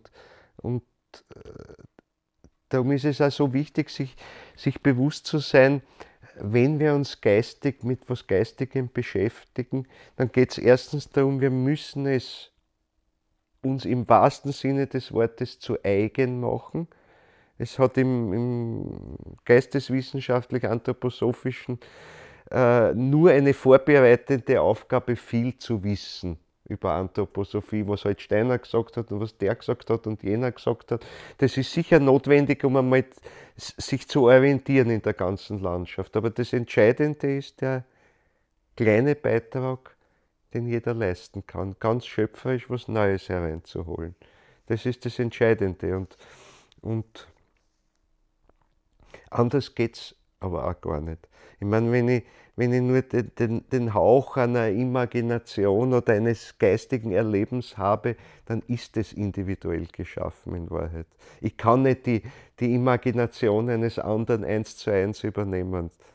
Ich meine, wir kennen es ja nicht einmal schon, wenn 5 Menschen die gleiche Landschaft anschauen. Es sieht jeder seine individuelle Nuance und das ist richtig. Weil es geht immer um die individuelle Beziehung. Die, den objektiven Baum vor mir, der allein ist nur die halbe Geschichte. Es geht darum, wer schaut ihn an. Dann wird es erst geistige Realität des Ganzen, sonst sind wir in der Scheinwelt. In der Scheinwelt gibt es die Objekte, die scheinbar völlig unabhängig von uns sind. Schon im Seelischen, schon im Ätherischen in Wahrheit. Weil wie ich einen Baum anschaue, wie ich ein Tier anschaue, wie ich einen anderen Menschen anschaue, ist bereits in Wahrheit ein schöpferischer Akt. Wir sind uns dessen meistens nicht bewusst. Es kann jedenfalls einer sein. Wenn ich nur halt irgendein Aha geht auf zwei Beinen und denke, aha, ja. Wenn ich bei dem stehen bleibe, dann wird er mir zum Objekt, aber dann handle ich unmenschlich. Wenn ich den Menschen ausschließlich als Objekt erlebe, in Wahrheit als Objekt von mir aus, das da irgendwelche Schallwellen rauslässt und die ich mir halt anhöre oder nicht anhöre und die ich dann kommentiere, dann handle ich unmenschlich. Ich meine, das werden die Unmenschlichkeiten der Zukunft sein. Wir brauchen nicht glauben, dass es jetzt ist Gewalt, Krieg, Zerschneiden, Zerhacken und Bomben schmeißen. Das sind die Unmenschlichkeiten der Vergangenheit, die nachwirken. Da ging alles übers Körperliche. Die neue und die größere und die viel, viel gefährlichere Unmenschlichkeit ist die, dass ich die anderen Menschen nicht als geistige Wesen wahrnehme. Dass ich sie letztlich behandle wie Objekte. Dann bin ich unmenschlich. Weil dann zerreißt diese geistige Verbindung, die notwendig ist für die Entwicklung des Ich. Das Ich kann sich nur zu seiner vollen Stärke entwickeln in der Beziehung zur gesamten Menschheit. Das bedingt einander. Das Ich erreicht seine Vollkommenheit dort, wo es absolut verbunden ist mit der gesamten Menschheit. Sei sie verkörpert auf Erden, sei sie geistig drüben. Ich meine, in Wahrheit vollkommen wird es erreicht sein am letzten kosmischen Entwicklungszustand. Dort wird es vollkommen sein. Das heißt auf dem Vulkanzustand. Aber es ist jetzt der Beginn. Es fängt jetzt an, sich das immer wieder ins Bewusstsein zu rufen. Ich kann nicht Individuum sein ohne die ganze Menschheit. Und es kann keine Menschheit geben als ein großes Ganzes, wenn es nicht Individuen gibt.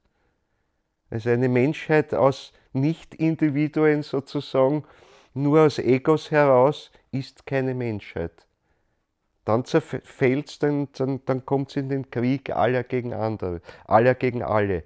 Von dem Rudolf Steiner sagt, das wird den Untergang also der letzten Kulturepoche sein. Das ist noch nicht das Ende der Erdentwicklung, das ist in etwa der Zeitpunkt, wo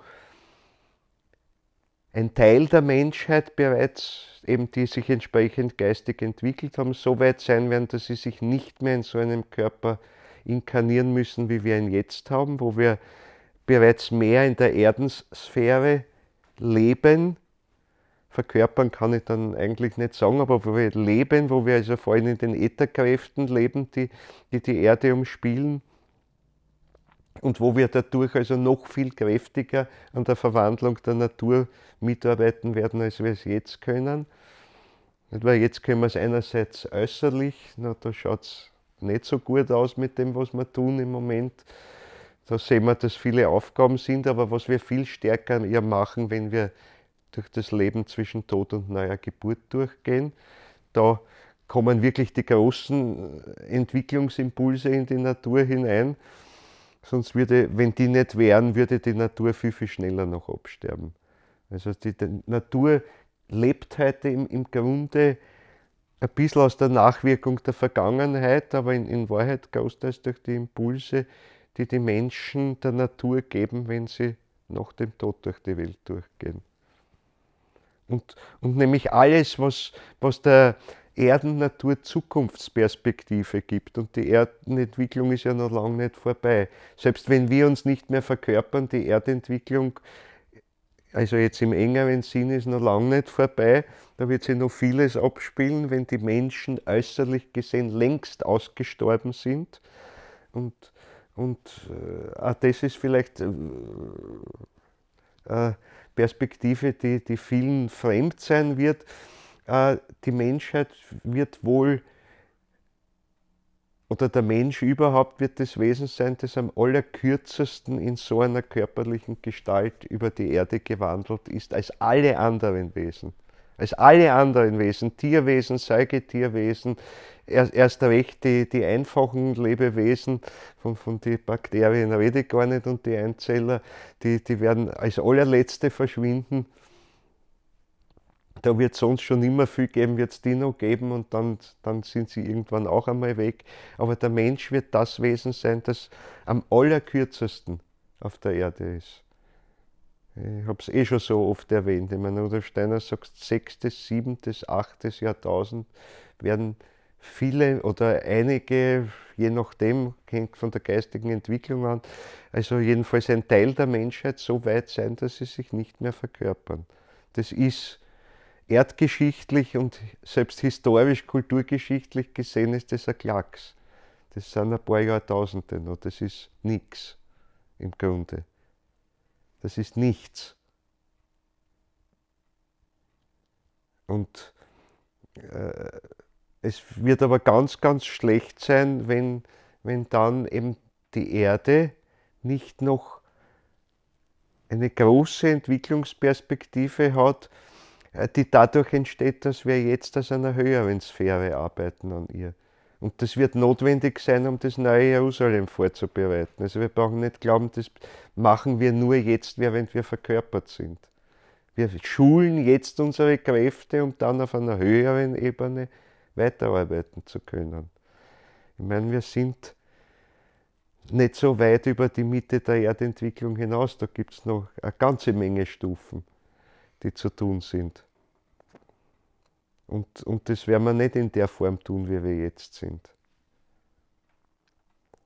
sondern in einer ganz anderen Weise. Und wir werden trotzdem also dann haben so einen gewissen Wechsel, der dem entspricht, was jetzt ist, Inkarnation auf Erden, Leben zwischen Tod und neuer Geburt. Nur es wird halt keine Inkarnation in dem Sinn mehr sein, sondern wir werden uns halt verbinden mit der nächsten Erdensphäre zunächst einmal.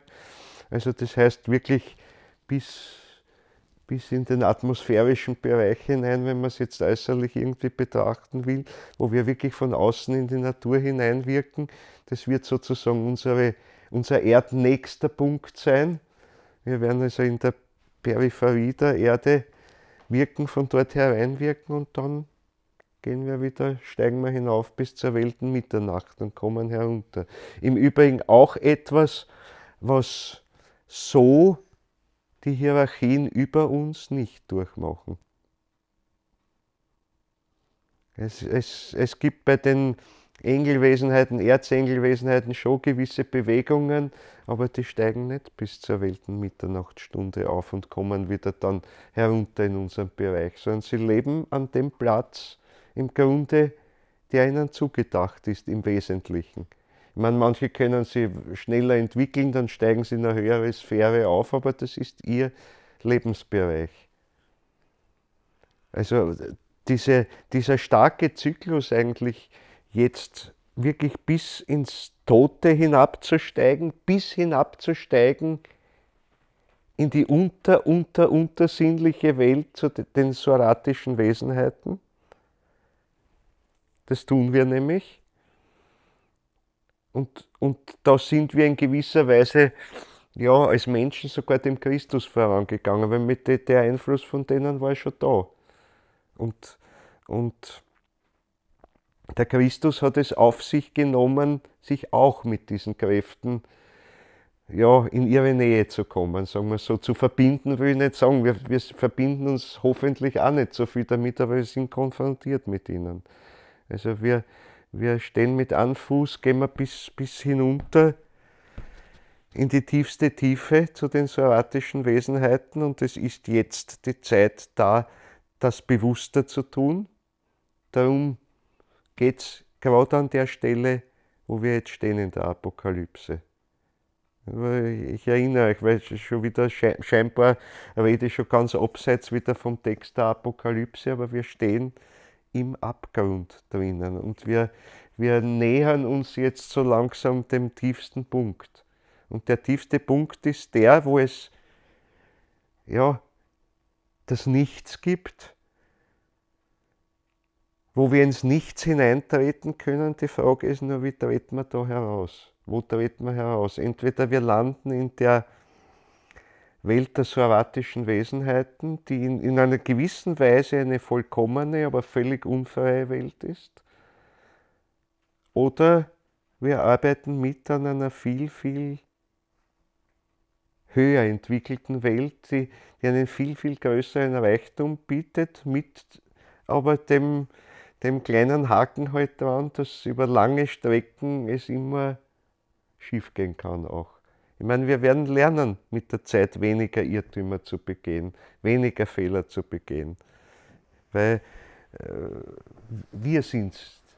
Also auch die ganzen Fehler, die Unvollkommenheiten, die auch in der Natur drinnen sind, die hängen mit uns zusammen.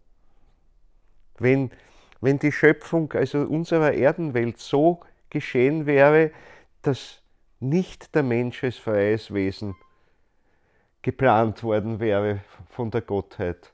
So, wenn man jetzt gesagt hätte, gut, jetzt bauen wir eine Welt mit perfekten geistigen Wesen, eine perfekt gebaute Welt, das ist alles vorbereitet und die lassen wir jetzt leben dann. Und der Mensch aber dann hätte der Mensch nicht die Freiheit bekommen dürfen. Und dass er die Freiheit bekommen hat, dazu mussten die Widersacher zugelassen werden, ja nicht nur zugelassen werden, sondern ganz bewusst also für ihre Aufgaben abgestellt werden. Und die einzigen, das habe ich auch schon gesagt, die nicht abgestellt wurden dazu, sondern die halt da sind, das sind diese soratischen Wesenheiten. Das ist wohl auch mit einem Punkt, dass die vorhanden sind, nur sie hätten überhaupt keinen Auftritt gehabt und überhaupt nichts mit uns anfangen können, wenn die Gottheit beschlossen hätte, eben diese perfekte Welt zu bauen. Dann wäre es nämlich in gewisser Weise eins geworden. Dann hätten die soratischen Wesenheiten im Grunde die Empfindung gehabt, ja, das ist genau die Welt, die wir wollen, die unsere ist. Dann wäre aber eigentlich eine soratische Welt entstanden. Puh. Die perfekteste aller Welten, die soratische Welt.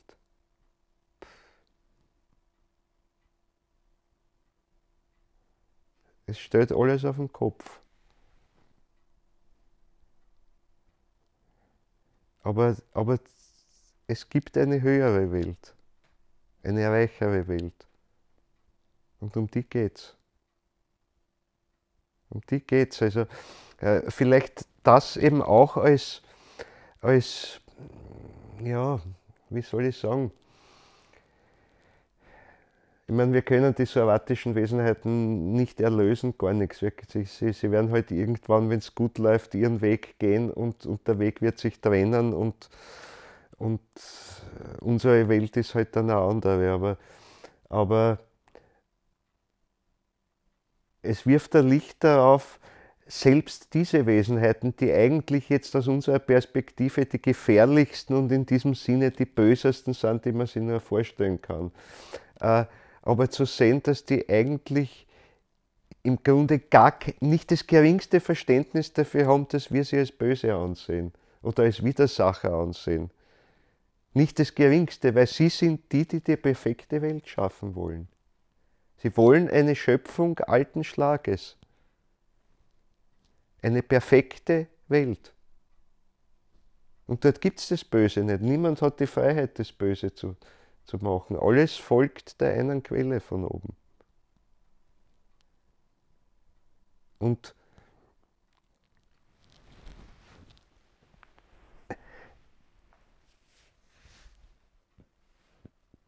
das heißt aber,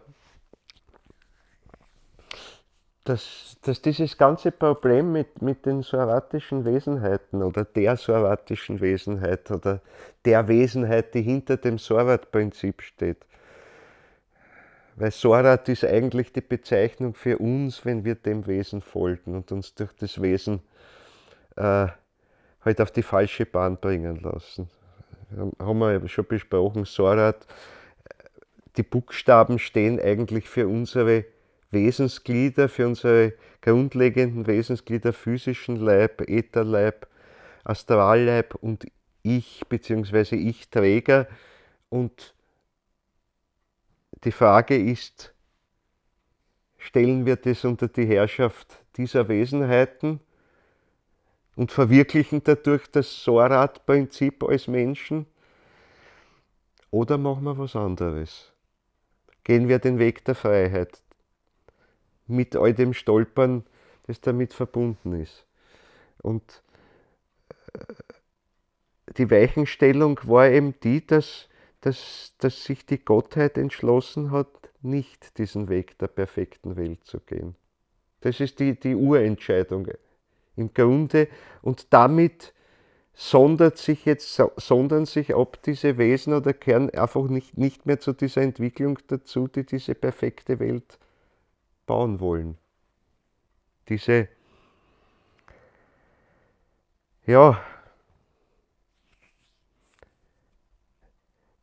Welt, die aus ihrer Perspektive durchaus lichtvoll ist, aus unserer Perspektive die absolute Finsternis ist. Weil diese ganzen vielen hellen Sterne fehlen, nicht die äußeren Sterne da, sondern die Iche der freien Menschen. Die Iche der freien Menschen. Ich meine, die werden geben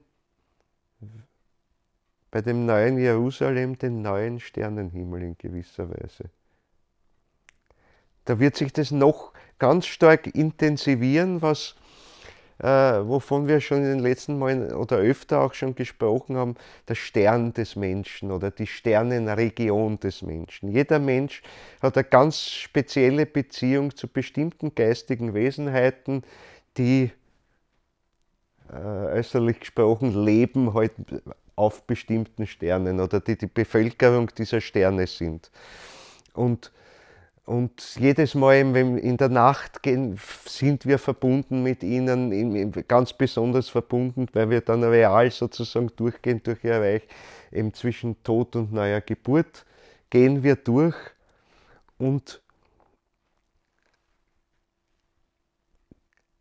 diese Wesenheiten, die dort sind, vereint mit uns, wir werden die neuen Sterne bilden, gemeinsam. Ich meine, wir haben dann auf dem neuen Jerusalem noch nicht die Kraft selber, eine Sonne oder irgendeinen Stern dort wo aufzubauen. Aber er wird seine ganz besondere Qualität bekommen, nämlich die Qualität Liebe, die aus der Freiheit entsteht, als Kraft auszustrahlen, wird er bekommen durch den Beitrag des individuellen Menschen, der mit ihm verbunden ist. Es werden andere Menschen auch beteiligt sein, weil wir davon gesprochen haben, dass die Sternenregionen, zwar jeder Mensch hat seine eigene Sternenregion, aber sie können sich überlappen. Nur keiner hat genau die gleiche wie der andere. Und wenn es ein Stern ist, der bei einem dabei ist und beim anderen ist ein anderer dabei, ist wurscht. Aber um diesen einen Stern geht es dann nämlich, wenn es nur einer ist oder vielleicht sind es sogar mehrere, wo wir eben diesen neuen Impuls geben und der macht es überhaupt erst möglich, dass in dem neuen Kosmos, also bereits auf dem neuen Jerusalem, dass da die Liebe Naturgesetz sein kann. Die Liebe, die gebaut ist auf die Freiheit. Und das ist noch etwas anderes als die die göttliche Liebe, die von oben strömt, weil sie jetzt von allen Seiten strömt. Und das wird Grundgesetz des Kosmos sein. Und indem wir uns den Wesen der Welt zuwenden, auch euch, gell, dem Tierreich, dem Pflanzenreich, den Menschen natürlich, den höheren Wesen, die über uns sind, den Elementarwesen, die unter uns sind in einer gewissen Weise, unter uns, neben uns irgendwo sind. Wenn wir jetzt auf neue geistige Art sind, wahrzunehmen lernen, nämlich mit dem vollen Ich-Bewusstsein, dann geben wir dort überall Impulse hin. Überall Impulse hin.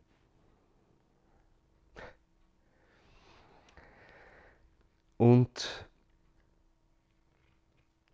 ja, also diese Beziehung, ich meine, es werden ja Unmengen Elementarwesen geschaffen, nur wenn wir eine Pflanze anblicken, wenn wir einen Baum anschauen, wenn wir einem Tier begegnen,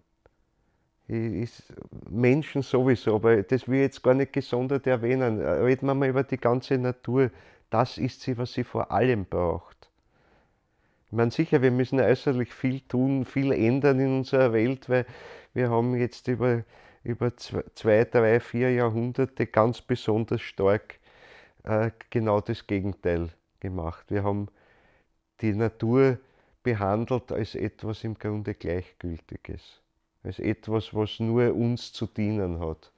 Wo völlig missverstanden ist, also das Wort der Bibel, was halt so gerne übersetzt wird, macht euch die Erde untertan. Das ist ja ganz anders gemeint. Das ist ja ganz anders gemeint. Ich meine, das heißt, ihr seid verantwortlich für die Erde, ihr Menschen. Und ihr müsst Impulse geben. Das heißt eigentlich, die Gottheit gibt Schritt für Schritt an Verantwortung ab an uns und wartet auf uns, dass wir weiter tun dort. Das heißt untertan, sie sich untertan machen. Aber da muss man halt wirklich das Prinzip der Fußwaschung betrachten, wie so schön der Morgenstern in seinem Gedicht schildert, also dass man sich hinunter neigt zum Tier, zur Pflanze, zum Stein, ihnen allen verdanken wir, dass wir Ich-Wesen werden konnten, und das haben wir ihnen gefälligst zurückzugeben. Aber aus Freiheit heraus. Es kann es natürlich niemand zwingen. Aber wenn wir es nicht tun, dann erweisen wir uns nicht dankbar und nicht würdig dem Einzigartigen, was wir bekommen haben. Eben das freie, individuelle Ich oder die Möglichkeit dazu, dass wir die Möglichkeit bekommen haben, uns das zu erkämpfen, zu erringen, Schritt für Schritt. Weil Wirklichkeit wird die Möglichkeit nur durch die Schritte, die wir setzen. Wie weit wir da kommen, es gibt keine Grenze. Überhaupt keine Grenze.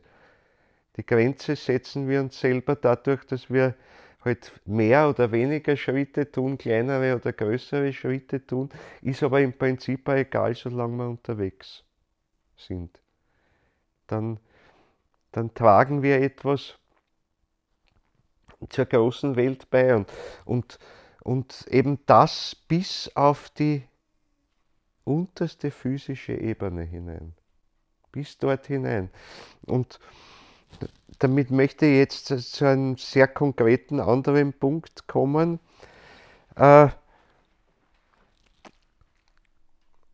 Und etwas aufgreifen, was ich im vorletzten Vortrag schon ein bisschen angerissen habe, wo ich erzählt habe davon, es hat was mit der Kristallbildung zu tun, mit der Bildung von lebendigen Kristallen in gewisser Weise. Und dass wir an dem nicht nur mitarbeiten, sondern wir sind die, die den Anstoß dazu geben. Wir sind die Einzigen, die den Anstoß dazu geben können. Und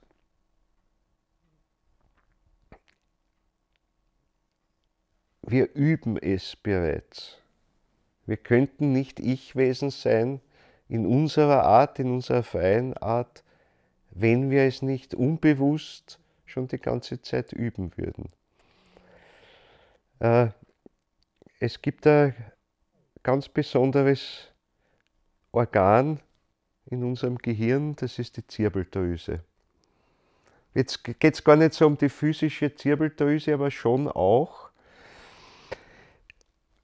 Diese Zirbeldrüse hängt sehr stark auch zusammen, ja, nein, ich müsste mal erzählen als erstes, wie ist es zu der gekommen.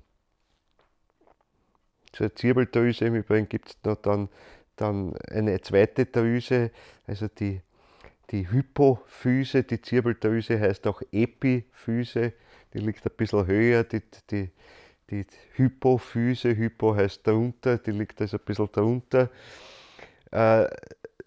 Die sind sehr wichtige Organe, wobei man eben nicht nur das Physische betrachten darf, obwohl das auch wichtig ist, aber auch das, was sich ätherisch und seelisch damit abspielt, ist sehr wichtig. Also zum Beispiel die beiden zusammen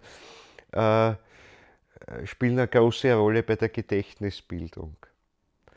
Sie spielen eine Rolle, also dass zum Beispiel das Blut, das ins Gehirn hinaufströmt, wird ätherisiert und umspült diese Zirbeldrüse, könnte man sagen, also gerade dieses Ätherische.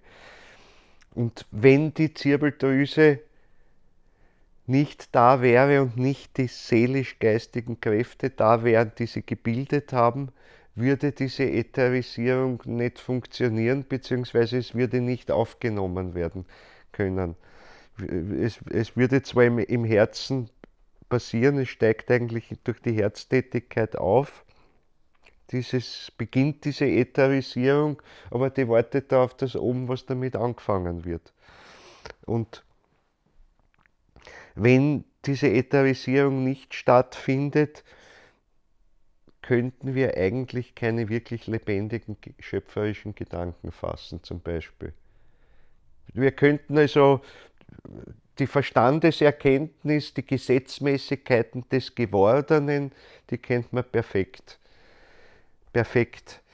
erkennen und auch dieses System also zur Perfektion bringen, aber schöpferisch Neues könnten wir nicht hineinbringen. Und diese Zirbeldrüse ist aber noch insofern interessant, sie scheidet nämlich Kristalle aus. Das kennt man in der Anatomie, man nennt es den Hirnsand. Also zumindest umgangssprachlich nennt man es den Hirnsand, weil da wirklich also kleine Kristallchen entstehen. Sie sind winzig klein. Die bestehen aus Kalkkristallen im Wesentlichen, also hauptsächlich phosphorsaurer und kohlensaurer Kalk.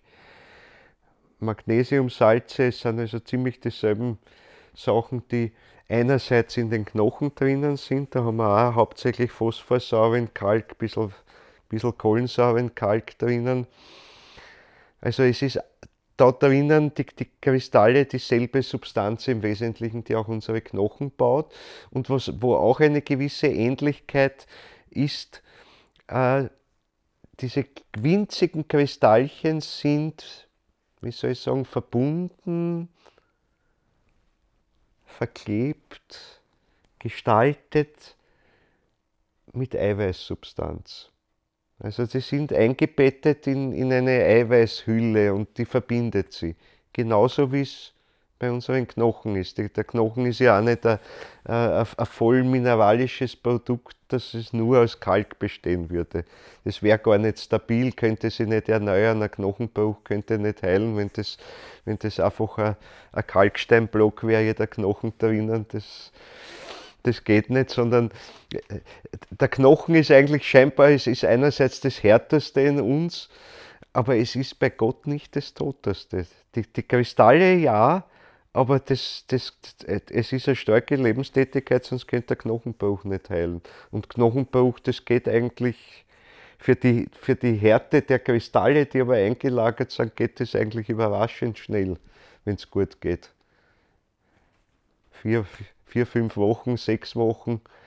Wenn es komplizierter ist, kann es ein bisschen länger dauern, aber für so einen kapitalen Schaden ist das eigentlich ziemlich flott. Und die Knochen erneuern sich auch dauernd. Und, und also so tot sind die gar nicht. Da sind die Gehirnzellen viel toter in Wahrheit. Schon bevor sie abgestorben sind ganz, aber sie gehen eigentlich immer ganz am Rande des Todes vorbei. Also das Knochengerüst viel weniger. Da ist eine ganz starke Begegnung eigentlich von was sehr Lebendigem und halt dem Kristall, der rein mineralisch ist. Und eigentlich in diese Kristalle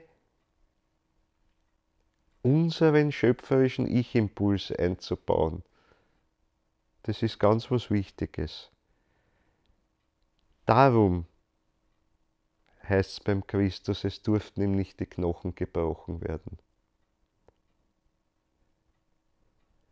Da geht es gar nicht um die Äußerlichkeit, sondern es geht darum, es soll dieses Bild ausdrücken, dass er die vollkommene Herrschaft bekommt bis über dieses Mineralische, das da in dem Knochen eingelagert ist.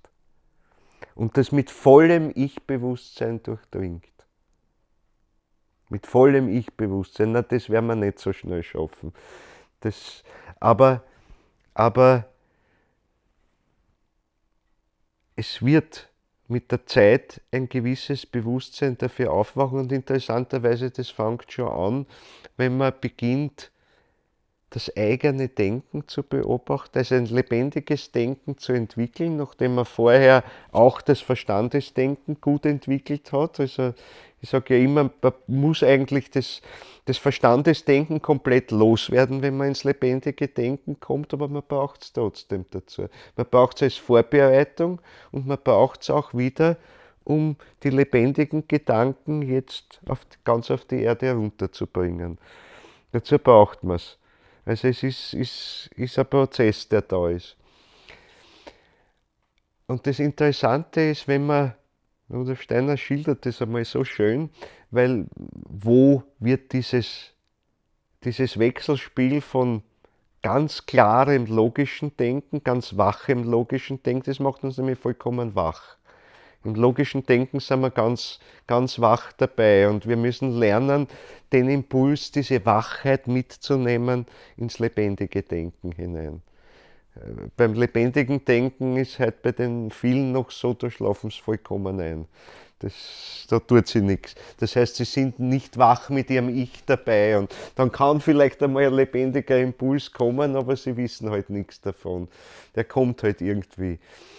Und wir müssen also mit beiden spielen, am Denken über das Tote, mit dem Toten, dann lernen wir wach sein und das mitnehmen ins Lebendige. Und das heißt, wenn wir das üben, dann sind wir genau in dem Wechselspiel drinnen zwischen gestaltenden Lebenskräften und die selbst erleben können.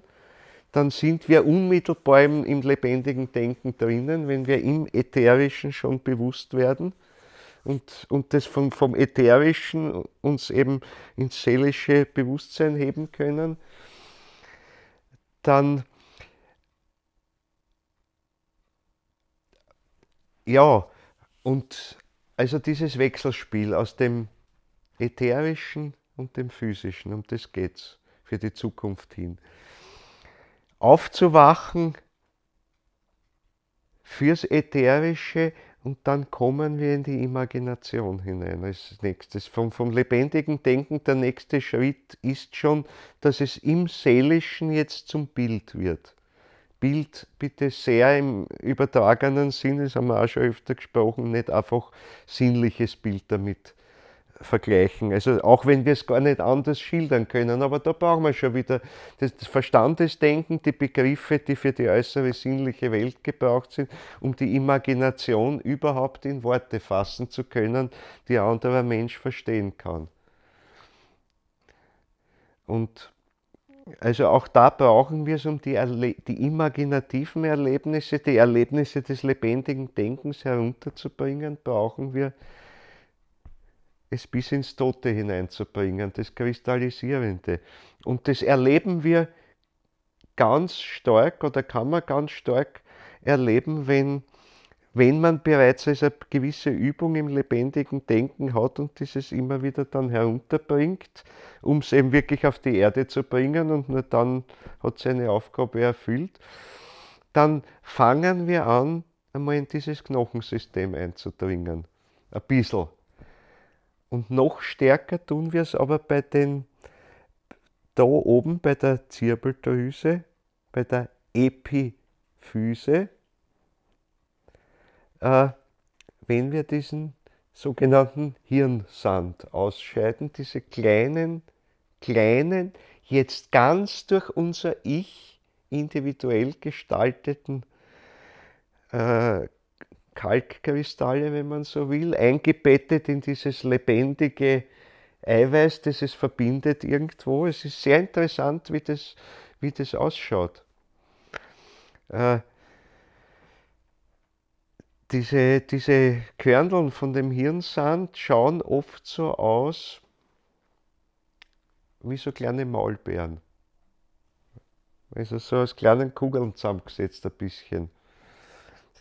Und ich sage das deswegen, es ist sehr interessant, weil Rudolf Steiner doch schildert in seiner Geheimwissenschaft im Umriss, also in diesem Grundlagenwerk, wo er die ganze Weltevolution über die 7 kosmischen Stufen schildert, da schildert er beim alten Saturn, dass eine reine Wärmewelt, dass die so, ja, so wie eine Brombeere oder Maulbeere, also so mit diesen kleinen Kügelchen ausschaut, weil sie eigentlich zwar nur aus Wärme gestalteten, aber aus lauter physischen Menschenleibern besteht. Halt Physis ist in dem Fall nur die physische Wärme, nichts anderes. Aber das Bild dafür ist, dieser ganze alte Saturn besteht im Grunde aus den vielen, vielen Menschenleibern, Wärmeleibern. Und das ist nämlich das einfachste Gestaltungsprinzip sozusagen. Es sind eigentlich Kugeln, aber viele. Es ist eine große Kugel, die sich aber in viele Kugeln gliedert. Das ist der erste Schritt. Und diesen ersten kleinen Schritt, so, der bildet sich da wirklich ab in diesen Hirnsandkörneln, die wir bilden. Die haben genau diese Struktur drinnen. Also ich habe das jetzt nicht bei Rudolf Steiner direkt gefunden, aber es springt einem geradezu an, weil genau diesen weltschöpferischen Prozess im ganz Kleinen machen wir dort durch. Und wir müssen aber jedes Mal auch wieder aufpassen, dass wir das Ganze auch auflösen wieder. Es geht also nicht darum, das fertige Produkt, weil wir sollen nicht im Hirn jetzt einen ganzen Kosmos ausbauen und irgendwann wird's Hirn zu klein. Um das geht's nicht, sondern wir üben, ununterbrochen, wir üben. Und es ist sehr interessant, wie wir zusammenbringen Impulse, die von außen kommen, mit Impulsen, die jetzt rein aus dem Geistigen kommen. Nämlich interessant, dass Steiner sagt, wenn wir wahrnehmen, wenn wir anschauen, die Natur, einen Baum, eine Pflanze anschauen, dann versuchen wir im Grunde ansatzweise wie nachahmend das jetzt da hineinzubauen in die Kernel. Und wir bilden sozusagen, wie wenn wir eine kleine Statue von dem machen wollten da drinnen. Die wird natürlich nie wirklich fertig, weil lange bevor sie fertig werden könnte, lösen wir das Ganze ja schon wieder auf. Und bevor wir es auflösen oder in dem Prozess, dass da von außen das bewirkt wird und eigentlich sich so ein Nachbild formen will, eine Miniaturplastik von dem, was wir draußen sehen, äh, wenn wir da schöpferisch eingreifen, geben wir dem schon was Neues und das führt aber gleich dazu, dass wir es wieder auflösen. Und beides ist notwendig. Wenn wir es nicht bilden, könnten wir gar nicht ich-bewusste Menschen sein. Das heißt, wenn zu wenig Gehirnsandbildung ist, dann kommt man nicht zum vollen Ich-Bewusstsein, da kann man auch die Verstandestätigkeit nicht einmal voll entfalten. Wir brauchen ihn aber wir müssen ihn auch wieder auflösen. Wenn es zu viel gebildet wird, wenn da jetzt wirklich ein Kosmos werden soll, dann macht er uns schon wieder unbewusst. Wir kriegen das volle Bewusstsein nicht, wenn das nicht passiert, aber wir verlieren es auch schon wieder, wenn das sich nicht auflöst. Also in dem Prozess müssen wir immer drinnen sein, aufbauen, aufnehmen, aufbauen, weiterformen. Eigentlich, ich sehe die Pflanze, bilde sie nach, aber bilde sie weiter. Im Grunde gebe ich schon was dazu, den nächsten Impuls. Also ich entwickle sie weiter. Nur bevor das wirklich Pflanze wird da drinnen, löse ich es schon wieder auf. Das ist der Prozess, der sich abspielt. Das ist das, was ganz wichtig ist für unser waches Ich-Bewusstsein auf der einen Seite.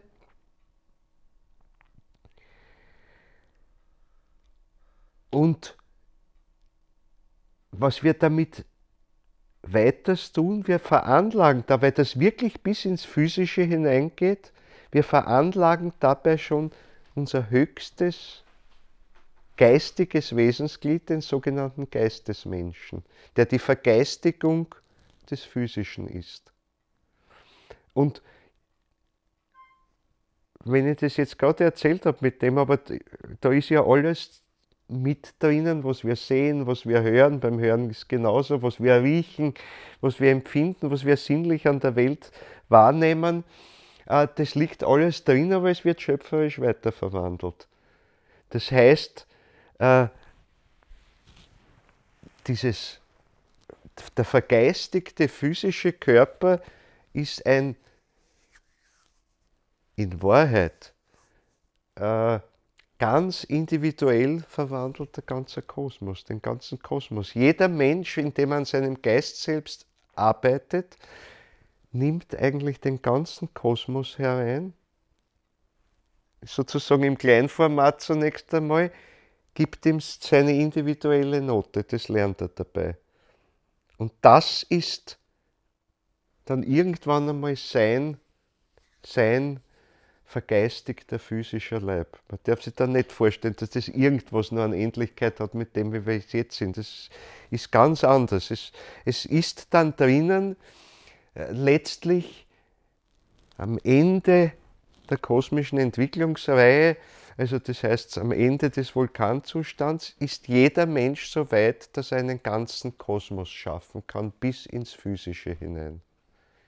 Bis ins Physische hinein, ganz besonders, das ist nämlich das Wichtige, weil wenn wir dann über den Vulkan hinausgehen, wie auch immer, also das heißt, dann geht es für uns erst so richtig los, auch wenn wir dort überhaupt noch nicht hinschauen können, weil es darüber im Grunde auch noch gar nichts wirklich zu sagen gibt. Weil was dann ist, es ist dann ein völliger Neubeginn, der hat karmisch nichts mehr mit der Vergangenheit zu tun. Also fängt dann völlig blank an. So blank, dass man nicht einmal sagen kann, es ist nachher. Darum sage ich immer so gern abseits, um irgendwas zu sagen, aber da ersetze ich halt jetzt einen räumlichen Begriff dafür, der passt genauso wenig. Es ist ein völliger Neustart. Völlig, kompletter, noch mehr ein Neustart aus dem Nichts als zwischen jeder kosmischen Verkörperung, etwa wenn was ins Geistige geht. Weil bis ins vollständige Nichts löst es nicht auf. Das ist nämlich wie soll ich sagen, der Trick bei der ganzen Sache. Es geht etwas durch und es wird nicht völlig völlig aufgelöst. Jedenfalls in den allerhöchsten Welten nicht. Das heißt also, wenn es durch sogenannte Paraleier durchgeht, ich weiß nicht, wie weit alle den Begriff kennen, das ist also der Zwischenzustand zwischen den kosmischen Verkörperungen unserer Erde. Also es gab den alten Saturn, die alte Sonne, den alten Mond, jetzt die Erde und dann geht es weiter, die nächsten Zustände. Aber dazwischen löst sich das Physische völlig auf, es löst sich das Ätherische völlig auf, es löst sich sogar das gestaltete Geistige auf, sogar die Geistkeime lösen sich auf und es gibt noch höhere Ebenen drüben. Also das, was wir so im Allgemeinen als die geistige Welt bezeichnen, geht eben noch höher hinauf bis in den Nirvana-Bereich. Und in den höchsten Nirvana-Bereich, wo eben das wirkliche absolute Nichts ist, bis dort hinauf geht der Zwischenzustand nicht, sondern da geht etwas durch. Das heißt, es bleibt in hohen geistigen Bereichen, die über das Devachan hinausgehen, bleibt etwas. Da tut sich auch was während des Zwischenzustandes, wo heute jetzt die hohe geistige Wesenheiten beteiligt sind. Wir gehen aber auch dann durch, wir werden auch durchgehen. Wie bewusst wir das tun, ist ein anderes Kapitel, das werden wir sehen, aber es ist nicht eine vollkommene Auflösung. Aber nachdem diese 7 Stufen durch sind, dann geht es wirklich durch eine vollkommene Auflösung durch alles dessen, was geschaffen wurde bis daher und alle Folgen, die damit verbunden sind. Die sind zum Schluss, also gibt es keine mehr. Also das Weltenkarma ist dann erfüllt und dann beginnt dann oder dort oder wie auch immer, dann beginnt etwas völlig Neues. Die geistigen Wesen als solche sind da, aber ihre gesamte Schöpfung, auch die gesamten Schöpfungsideen sind weg.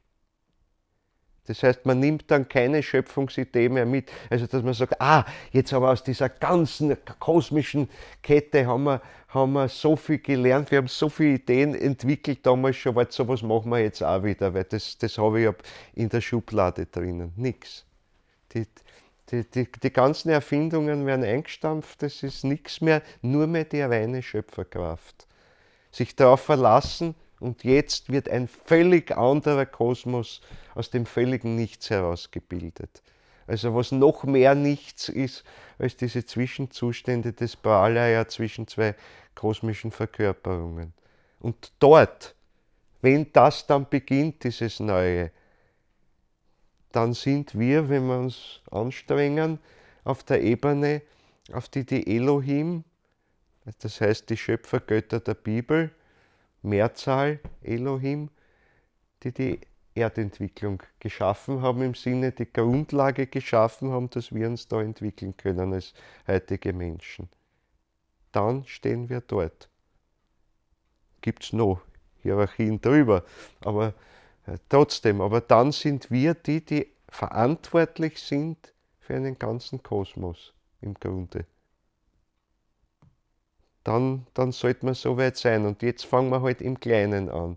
Und wir lernen genau das: Schaffen, auflösen, schaffen, auflösen, schaffen, auflösen.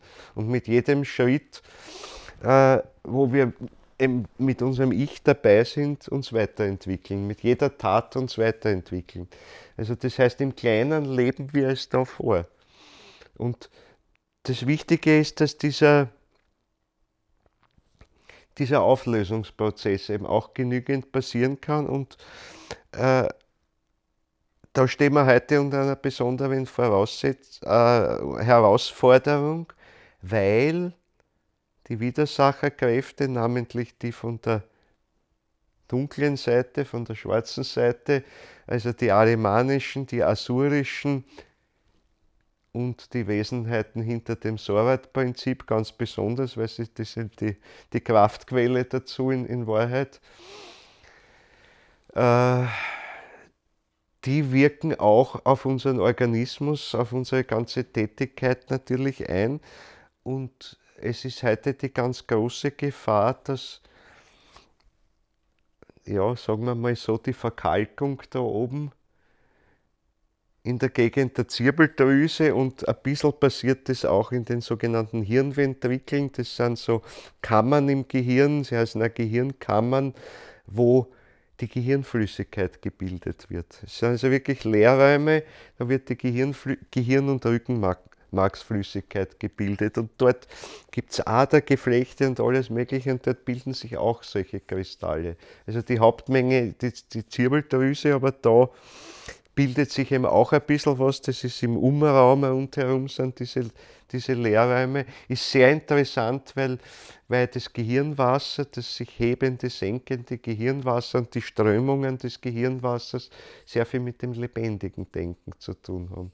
Das sind so, gerade mit diesen Flüssigkeitsströmungen, auf das stützt sich das lebendige Denken. Also das lebendige Denken, wenn man sagt, leibfrei, ja, das heißt nicht, dass der Leib gar keine Rolle mehr spielt. Leibfrei heißt, wenn wir verkörpert sind auf Erden, heißt es immer, dass wir nicht von dem, was der Leib als solches für sich selbst tut, abhängig sind, dass inhaltlich etwas in die Tätigkeit eingehen würde. Das heißt aber nicht, dass wir uns nicht trotzdem körperlicher Prozesse bedienen, sonst könnte man das auf Erden gar nicht machen. Also das heißt auch, wenn wir meditieren und ganz in einen leibfreien Zustand übergehen, sind wir trotzdem immer in Verbindung mit dem Leiblichen und stützen uns auch darauf. Wir sind nicht komplett weg. Wenn wir komplett weg wären, wenn namentlich also unser Astralleib sich mit dem Ich komplett rausheben würde, dann sind wir einfach tot. Dann sind wir wirklich drüben, aber dann kommen wir auch nicht mehr zurück. Ich meine, es geht also nur darum, hier dafür zu sorgen, dass nicht die sinnlichen Eindrücke, sei es also jetzt von außen oder auch die sinnlichen Eindrücke aus dem Organismus heraus, dass die inhaltlich in die Imagination oder was hineingehen. Das ist stark gewesen beim alten Hellsehen. Da waren die Impulse drinnen, da sieht man die ganze Welt eigentlich auf dem Umweg über unsere Körperlichkeit im Grunde. In der ja auch wirken die ganzen geistigen Kräfte und ich kann sie kennenlernen, aber halt immer mit der Verzerrungsmöglichkeit, die drinnen ist, die halt durch den Organismus gegeben ist. Ich meine, jede Verdauungsstörung kann sich da genauso als abbilden drinnen wie die höchste geistige Kraft, die halt den Darm oder was geschaffen hat. Aber die Verdauungsstörung kann genauso drin sein. Und Gott, also bei vielen mystischen Schilderungen, die Bildchen, die dabei drinnen sind genommen aus der Verdauungstätigkeit oder solchen Dingen, die Bilder, die daraus entstehen. Und nur man erkennt sie halt nicht wieder, es schaut halt anders aus als im Anatomiebuch, aber es ist die seelische Tätigkeit, die in der Verdauung drinnen ist, vielleicht eben auch die Unpässlichkeiten oder die Wohlgefühle, die damit verbunden sind, all das kann sehr leicht also zu einem wunderschönen Kosmos aufgebläht werden. Es ist ja ein Mikrokosmos und es ist wunderbar, wenn man es richtig erkennt, dann kann es einen großen diagnostischen Wert haben, aber wenn ich es als das Höchste der Welt schon nehme, dann kann ich mich sehr leicht irren dabei. Also darum durfte eigentlich die alte Einweihung nur in Gegenwart einer geeigneten Priesterschaft geschehen und das Ich wurde ausgeschaltet. Weil weil damals es jedenfalls nicht die Kraft gehabt hätte, so stark gegen die Widersacher anzugehen, dass nicht das, was eigentlich vom Ich kommen sollte, verzerrt wird durch die Widersacher und dann nur mehr als Ego waltet. Das ist die große Gefahr. Und leibfrei eben zu werden in der geistigen Wahrnehmung heißt eben vor allem auch von dem Ego, das wir im Alltag brauchen. Ich schimpfe überhaupt nicht über das Ego, überhaupt nicht. Nur wir müssen wissen, wo es am Platz ist und wo nicht. Und das das sind wir dabei zu lernen. Aber die Widersacher spucken jetzt hinein und namentlich der Ahriman, die arimanischen Kräfte, na was tun sie?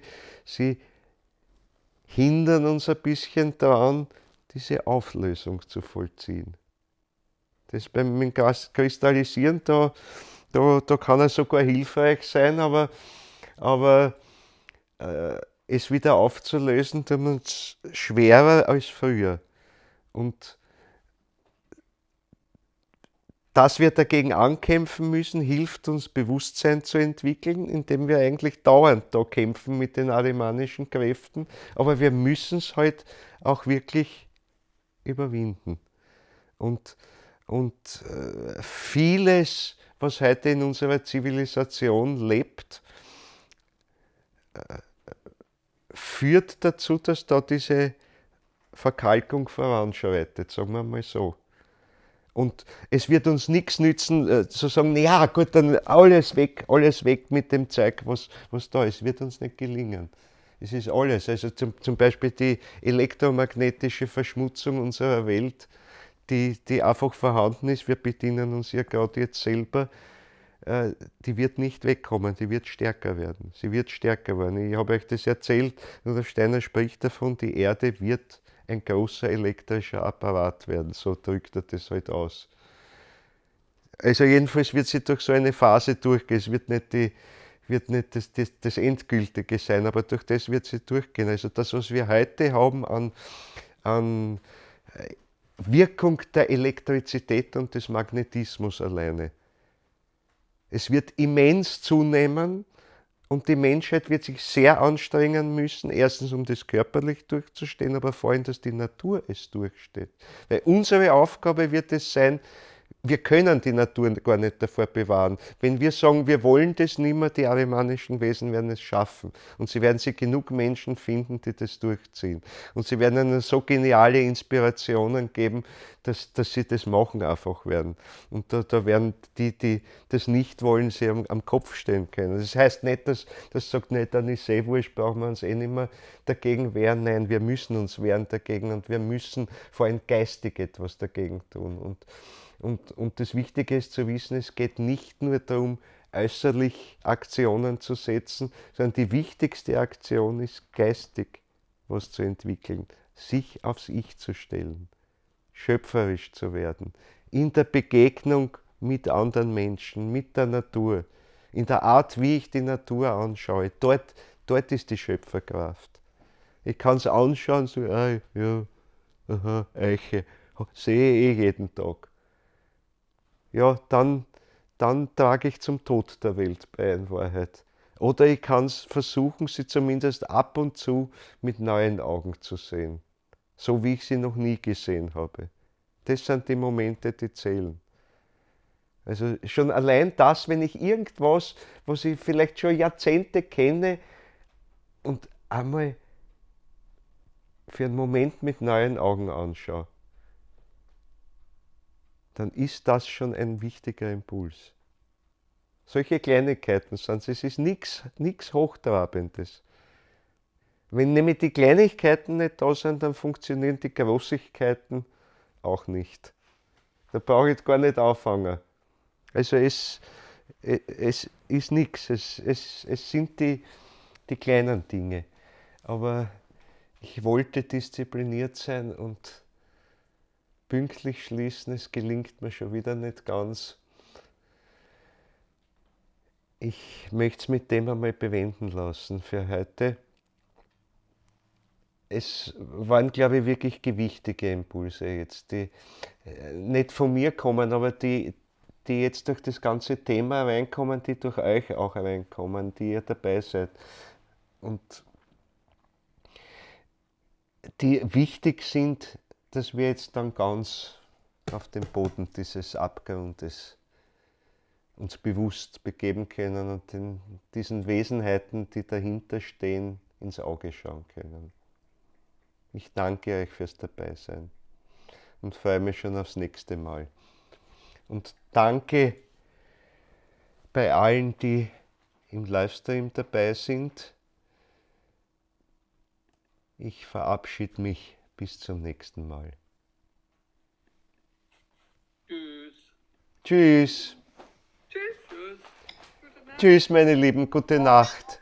Gute Nacht. Gerne. Bis zum nächsten Mal. Bis zur nächsten Woche. Hi, Sarah. Good night. Gut. Kann die eigentlich Deutsch? Ja. Margarita. Gute Nacht. Gute Nacht, Papa. Okay. Margarita Papaci, gute Nacht. So, ich bin draußen. Ein bisschen übersetzt, aber Papa. Nein, ich schaff's nicht. Papa. So.